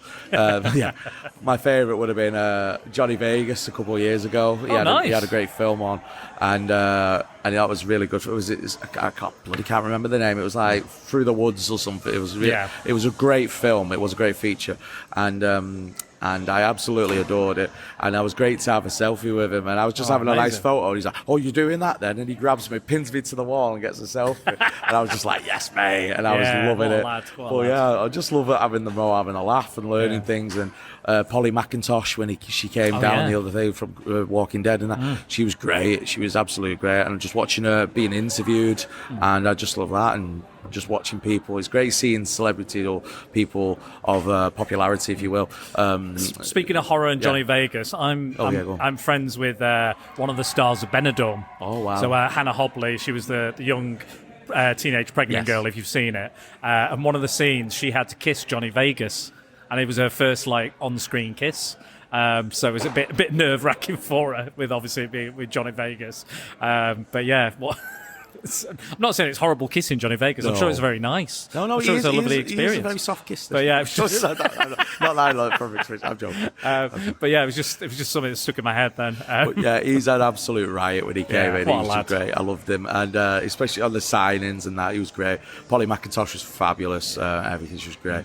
Obviously, I just loved everything, the atmosphere, and that we had the Soska sisters. Oh, of course, yeah, a couple of years ago. It was great. It was quite manic on the signing. There was a big queue along, and they wanted to greet all the fans and that. And don't get me wrong, I loved it. And, a lot of my friend got in the line, and she was dead nervous and dead scared. Hi, Alex. She's dead nervous and scared, and she was like, "I'm really scared, because she was like, she loves these actresses for so long, and she did a dissertation and things on it. Yeah, she did her work on it at uni, so she was dead nervous, and I said, "Do you want me to take the photo?" She went, can you please? And I was like, "Yeah, I'll take it." And I got a glorious, lovely photo of her. It's very wholesome. I love that photo. It's one of my favourites I've taken at Grimmfest, and it's one of them where you're a photographer where you get things that's just like still life of festival, but that was like a nice moment where it was a glimpse of like wholesomeness and stuff, and I really like that. Absolutely. For my own personal repertoire and my photography, it's like I'm really chuffed for that one. It's like you should be. But yeah, no, there's so many moments. I just love Grimmfest. I love. So with this year, about this year, 2021, we're back in the flesh, in the damned cursed flesh, back here with all the gremlins as they're called. I want to ask, what have you seen and what have you liked the most? I've not seen quite a lot. I've been running around quite a bit, but I saw Nightdrive, and that was one of my favourites. Definitely up there. Yeah. And I've just watched Sadness? No, the Screaming one. What's it called? Oh, When the Screaming Starts. Sorry, it's When. Yeah. I keep thinking, is it When? What? Where? I have an issue. I had an issue with the night at the Eagle Inn. I keep putting the everywhere else than where it should be. Yeah. But yeah, When the Screaming Starts, I just got in and missed the first 10 minutes. Sadly, I missed the Richard the cat bit. I was quite gutted. No. I know. I just met him. Oh yeah. He's a very talkative person. He's quite talkative. I know it reminds me of Salem of Sabrina the Teenage Witch. It just reminds me of that puppy. I love it. But yeah, no, I came in I missed the first 10 minutes, but I came in and saw that film, and I really loved it. So those were my two top favourites. Definitely loved it. I am going to be watching Blast. I know that on the Nende because I was looking after the director Vanya, and he's lovely. He's great. He's fabulous. So he's one of them where you're chatting and you're like, "Go on, I'll see your film then. I'll let you know." You feel guilty if you don't when you look after it. Yeah, so I was like, "Go on." Then, I guess it's a way to network in a little way. Isn't it? Yeah. Obviously, not put too much pressure on them or No, I keep them chill. We're all good here, Lucy Goosey. We have a laugh. If we're not laughing, we're crying. So let's do both. Yeah, exactly. I mean? Just screaming. Yeah, screaming. So much screaming. Yes. And we've had dogs barking as well. I am absolutely 100% in all walks of life, in all areas. I scream. Yeah, especially when you stump your toe. Bloody hurts. Oh my god! Don't even get me started. I did it last year, and it bled profusely. It was horrible. It was its own little horror film. It was grim. Yeah. So you said you're a filmmaker yourself. What have you got anything coming up? Or I've not got anything at the minute. I've done a variety of shorts. I think it was over 20 shorts, definitely. I think it was around 24, 25 shorts I've done over the few years. But I am working on my feature. And when I mean that, I mean trying to get the script right. Yeah. Everything technical-wise, I know I can get it done easily. Sure, I've got the gear, I've got the friends who are all masters in their craft, if you will. And they'll be a good team. Go on, man. Yeah. He's an actor. Oh. Qualified actor. Been in Dabble. things. Treaded the boards. If no one didn't see that, he rolled his Yes, eyes. I have tread the boards. I did train for, 5 years, 6 years? 6 years training, 10 years experience. Oh, wow, yeah. But I'm kind of, I'm on a hiatus, but I'm not necessarily doing it for money, but I'm happy to get involved in stuff that if it's the right thing and if it's a passion project. No, he's still doing it. He's still doing it. He's still prostituting me out for all sorts of things. Nothing wrong with that. Nothing wrong with that. I've got friends who do that all the time. All sorts, you name it.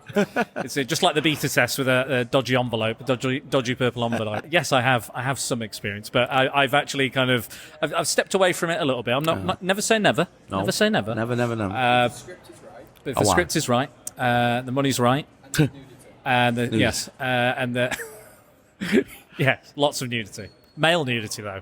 There's a fellow podcaster on Twitter I'm very familiar with who's going to be a guest on our show, and she's very feminist and stuff, and her hashtag is release the dongs because there's just not enough male nudity in film, and I absolutely agree. Hashtag release the dongs. Do it. There's a film my friend worked on, Matt Johns, and Garth as well. Garth was the actor on it, and it's I can't bloody remember the name now. Forgive me, Matt. Not to worry. But it was very where Garth was on the slab. He was a morgue, and he was on the. He was a cadaver. Yeah, he was a cadaver. That was it. I was trying to find a good word for that. Instead of just saying corpse, he was a cadaver on the slab. And what was funny, there was a quick shot of where they have like a bird's eye view, and you see it all, and it's funny. And I remember being in the cinema screen and seeing that, laughing, because I know Garth as a friend. So I've saw more than that. You owe me a meal, Garth. For that. But it was the fact that you've gotten to know him very, very well. Yeah, someone's friend turned to Matt and go, "Is that real? Is he wearing a sock?" And Matt was like, "No." It was funny. It was hilarious. And I just see them laughing, and I was laughing at that. That reminds me, I must tell her that she must watch Two Witches, because there was some definite releasing of the dongs in a very disturbing way. Oh. It looks a little bit CGI, but I could be wrong. I could be wrong. Do you think that would invalidate it if it was a CGI dong? A dong is a dong. Ding dong. And on that note, I think we'll end it there. Thank you very much for your time. Thank you so much. Thank you for your time. It's been lovely. Absolutely. It's been great. We love talking to... We're trying to get a lot more staff members today in because we want to hear that other side of the... everyone's like, I love the movies, but I like to hear about the kind of behind the scenes. Oh, you'll get that from me. I just love the behind the scenes, running around, helping out, making sure everything runs smoothly. That's it. And everyone's so helpful. Everyone's so nice, and everyone's so willing. And it's been an absolute breeze for us to be here and just to kind of set up and do our thing. Made it so easy for us. Definitely. So I can't thank them enough, really. But thank you so much for your time. Thank you both. Cheers. All the best. Cheers. Hello, this is Spider Dan and the Secret Balls podcast back at Grimmfest 2021, the official podcast of Grimmfest, and we've got another horror creative here. Would you like to introduce yourself? Hi, I'm Dr. Mark Richard Adams. I'm a horror writer, horror academic, horror filmmaker, and all-round horror buff. Horror. That's what your life is about. It's all about the horror stuff. Oh, definitely. I've got 4 kids. It's the horror. The horror is there. 4 children is that does sound horrific, and that's that's one of the things I can't really do in kind of what I love in horror films is really creepy killer kids. It really disturbs me. Taking something that's supposed to be quite innocent and playful and just twisting that on its head always kind of unnerves me. Oh yeah, no, definitely. Plus, I said I've got a ready-made film crew. I just got to train them all up, and I'll be. That's the point. That's the point. And stars as well. You could do like The Children or something. You could do a. Well, in lockdown, me and my eldest have started making a horror film, so it's been a fun little exercise between us. Just kind of DIY horror film whilst at home, which has been quite fun. Just keeping the hand in because we haven't been able to make as much films as we would have liked. We were due to start filming the first short of our new horror anthology in March 2019. So okay. So that didn't happen. A bit delayed. Well, that's fine. That's understandable with everything that's been going on. What is that particular film about? That film it's at the moment under the title of body horror. base, and it's kind of an anthology. We're using our sort of shock value header brand as well, which is our comic. Yeah, of course. Shock value comics that we do, because as I said, all round creative. I write comics as well as films, and we just thought, oh, let's do a kind of tie, maybe kind of Creepshow-esque kind of film that's a series of stories based around body parts, essentially. Ooh, I like that. I love a good body horror. Speaking of body horror, I believe you're a Hellraiser fan.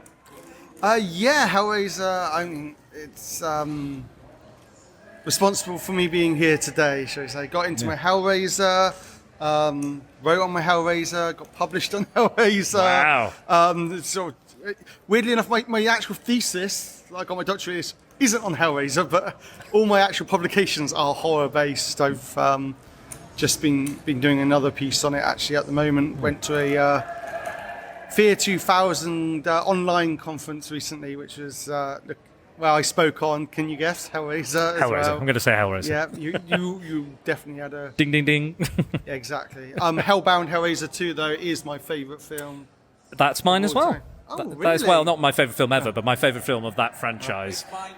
It's actually my favourite film And ever. Dennis is also here, if you can hear him in the background, chomping on some beef hula hoops.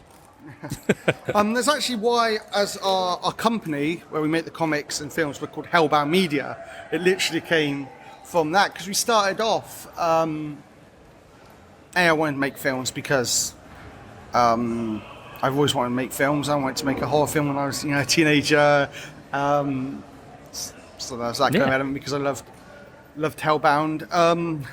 And then we did the comics by getting a bunch of Hellraiser fans together, who were also artists and writers ourselves, and went, let's do some comics together of our own stuff. So it made sense, to call it Hellbound because of that connection. Yeah, no, that's amazing. And I've just picked up some books from you. Slaughterhouse Farm, yeah. So now I'm talking about Hellraiser, which for its goriness is quite, sophisticated, highbrow thing. And then we got the comics that are just cheesy gore. But actually, that is a big part of what Hellbound's about and what I'm about personally, which, being at Grimmfest, I think everyone here gets this as well, but a lot of people outside of the horror community and comics community in general don't, is that they think horror, they think a very limited blood and guts, often the slasher format. Whereas horror, I say, and I think we all appreciate it, it's so much more than that. You look at the variety of films on here, it's so much. Horror it's Gremlins, it's The Others, a spooky ghost story that's like 12 rated that kids can watch. It's Goosebumps. And it's Tetsuo the Iron Man, and Hellraiser, and 28 Days Later, and just over-the-top, gory things that are silly and brain dead or something. It's all those things. Horror is not one thing. As I always say, as a genre, most horror films you can always give another genre as well, because that kind of defines what kind of horror they are. And I think there's such a like, I think aside from any other genre, like, the amount of subgenres within horror must be far outweigh any other genre you can think of, any other subgenre within a genre. I've almost said, I mean, you're not going to change language of the lifetime, but in a way, I don't think horror almost is a genre. I think everything that is horror can almost be conveyed as something else, where it's science fiction in the case of Alien, or Dracula is essentially fantasy, and Frankenstein, science fiction again. That's why there's so much versatile stuff under horror. And of course, you get the flip side of that. As soon as a horror film actually becomes mainstreamly acceptable, it's not a horror film anymore. Get Out was a horror film, and then they got Academy Award, and suddenly it was a psychological thriller. So it's a dirty word for a lot of academics and academies and award shows, and a lot of actors. Like, we spoke to a lot of other actors that kind of they use it as a kind of a stepping stone and move away from it quite quickly, because it's like, oh, I did it, but it was just to get my name out there, just to get some attention. But now I want to do highbrow drama and Downton Abbey. I want to do things like that. It's crazy because horror speaks to our emotions, to our natural anxieties. It can also be fun. It can also be explosive. It's one of the most dynamic and varied kind of genres out there, and it can do so much. And I think we're definitely getting a sense of that. People are realising with things like Get Out, Candyman, Midsummer, that horror can be something more. But I hate that term elevated horror because A, it suggests that normal horror isn't that. But B, it suggests that somehow horror has changed when actually you look at the original Candyman, you look at The Haunting from the 60s. Horror has always been able to tell those stories. It always has. Thank you very much for your time. So we're back here wrapping up our final day, sadly, and triumphantly, really, at Grimmfest. Again, very long day, lots of hard work, a lot of running around and in and out of screens, we'll see a film, run down and all that sort of stuff, get set up. But again, even though we're tired, it's been well worth it. It's a good kind of tired. It's a good kind of exhausted. So we had a big day, didn't we, Dennis? Yeah, it was full on from the minute we got here. As usual, I was late.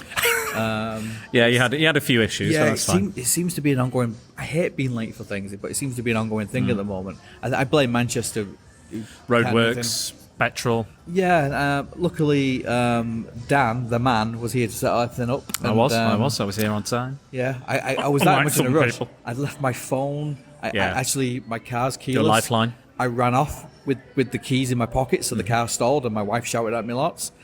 So when I got here, I was a little bit peeved. But you brought some food for us. You brought cupcakes for the staff. I did. Who have been, again, this is our way of saying thank you, and they've managed to give us a couple of things for your daughter, for myself and stuff. It's been great. But yeah, let's talk about our first interview of the day. It was probably one of my favourites. Was with AJ Bowen, AJ. Star of Nightdrive and co-producer of Nightdrive and star of The Guest. You're Next. I Trapped the Devil, you name it, like a lot of Ty West stuff, House of the Devil as well, The Sacrament. He's a real horror aficionado, and we got to chat to him, and he didn't really want to talk about Nightdrive at all. His things he's here to promote, he didn't want to talk about it, but I love that in a way. He was like, yeah, you can see it, sure, it's a thing. Yeah, and generally kind of, he knows his horror. Absolutely. And we were supposed to have him for like 5-10 minutes. 30 minutes later, we're still talking. I think he would still be here now if he hadn't got screenings and things. He loves to talk about horror, and I love to hear it. Yeah, I was like, do you want to talk about Nightdrive? He's like, no, I want to talk about Ted Lasso, and I'm like, you go for it, whatever you want. I'm here for it. But yeah, he was an absolute blast to speak to, and he even swan dived into another interview we were having, which I loved, and he was like, wait, have you seen that film that we were talking about? Yeah, brilliant. And his like favourite movies kind of aligned with myself and Dan's and stuff we've already done on the podcast. So absolutely, yeah. We had a chat about them as well. You'll probably have heard this by now, but we're just running over it. And then we got to talk to the cast of When the Screaming Starts, a UK-based horror film. And they had a little mascot with them, a little VIP. They did. Richard the Stuffed Cat, who was by far my favourite guest, because he said, just shut him up. He's just blabbermouth, always on. Going, constantly mewing all the time. But those guys were great. It was a bit of a. We've only got 2 microphones, so there was a bit of a higgledy-piggledy. But we got them all. We got all their voices. We captured it all. But they were fantastic, lovely guys. Again, if this is on streaming, any of the films we mentioned, check if they're on the streaming platform. If you've not been able to see it, because they will be available by Thursday the 14th, as Dennis said yesterday. But yeah, just fantastic stuff again. And then we went to see the Pizzagate Massacre. Yeah, which was great. Which was fantastic. Another great horror comedy, a lot like The Beta Test. Kind of a good way to kind of bookend. Because like Beta Test was quite funny and this was quite funny. Yeah, and they're kind of more thrillery than horror-y. We didn't watch many films today because we've been so busy. We're so busy getting so many, and the interviews have run longer today as well because we have had a little difficulty getting audience members to be interviewed, but it is because purely they're sitting down in the screens and they don't want to lose their seats. They're not moving. They are not moving. But then we interviewed, I would say the most important person at Grimmfest. Oh, absolutely. The director. The director, the supreme leader. The Prince of Darkness. the Warlock. Yeah. The Grand Master. Simeon. Yeah. And he was lovely as well. He was great, and he talked about, again, like the ethos and such a humble guy. And again, he's made this for other people. He's not made it for himself. He's made it for the fans, for the filmmakers, for the guests. And a really good insight into motion picture, because he's a director and a producer. He knows his stuff. Talking about the problems cinema's got at the moment. It was just really, really interesting as well. But a generally really, really nice really gentleman. guy. Yeah, and again, he's given up his time, and like this is his busiest, probably the busiest weekend of his year, and he gave up like 15-20 minutes of his time. What a guy, and the fact that he's allowed us to be a part again of this huge thing is incredible. But this is it, unfortunately. Again, we're not here on Sunday. Again, we've got a few things on. I'm doing a live stream with someone. You've got family stuff and other things. And again, here. Yeah, of course. Screw your family. Who are they? Who are they? What do they want? But yeah, it's been. We're so grateful. Like I don't want to. I put a really fine full stop on this, but I want to make people aware how grateful we are to be a part of this, because this was a huge win for us, a huge get. And again, it wouldn't have been possible without Dennis and his correspondence with Simeon. And it has been a little last minute, but I think we've excelled, and I think we've delivered what we needed to deliver. And we've learned as well. Oh, absolutely. Which is a good thing. Yeah. It's not perfect, all the time. And Grimmfest have very generously give us some goodies to give away over the next couple of months or so. Yeah, absolutely. So there'll be more about that later. But once we get our hands on those goodies, so we will do that, and we'll let you know. But yeah, it's been great. I hope you guys have enjoyed all the podcasts, however long they are. I don't know at this point. We'll see, because they're going to be huge, maybe some of them. But yeah, it's been great. And again, I want to thank Dennis. I want to thank Simeon. I want to thank all the staff, all the guests, everybody we've interviewed, anybody that's facilitated or helped us in any way. The shops as well that I bought stuff from, the comic book dealers and everybody. I'm going to try and tag as many people as I have. I'm going to find you on social media, but try and find me. That's probably easiest. I've tagged Grimmfest in everything. I'm going to keep tagging Grimmfest in everything. So please come and find it, because it's quality stuff, quality content, quality people, quality, and that's all you ever get from us. And then random weird tangents and us going off the deep end and weird. Always. And I'd just like to thank Sarah, Laura, and Katie, because their emails were so concise, so clear, easy to read, easy correspondence, and it was just very, very easy to kind of get here, basically where we are now. So a big thank you to them. But thank you to all the volunteers who have been very generous with their time. As well. Coming over, doing interviews with us as well, talking about the movies they've seen. The fans have been great. They've been, some of them are a bit nervous on being recorded and stuff, but they've they got past that and gave us some amazing content and stuff. A big thank you to Simeon, obviously, because without him this wouldn't be here. So this wouldn't have happened. A lot of thank yous, and we're going to go around and thank people again. Because we feel it necessary. But absolutely. Cheers, guys. Thanks for listening. Thank you.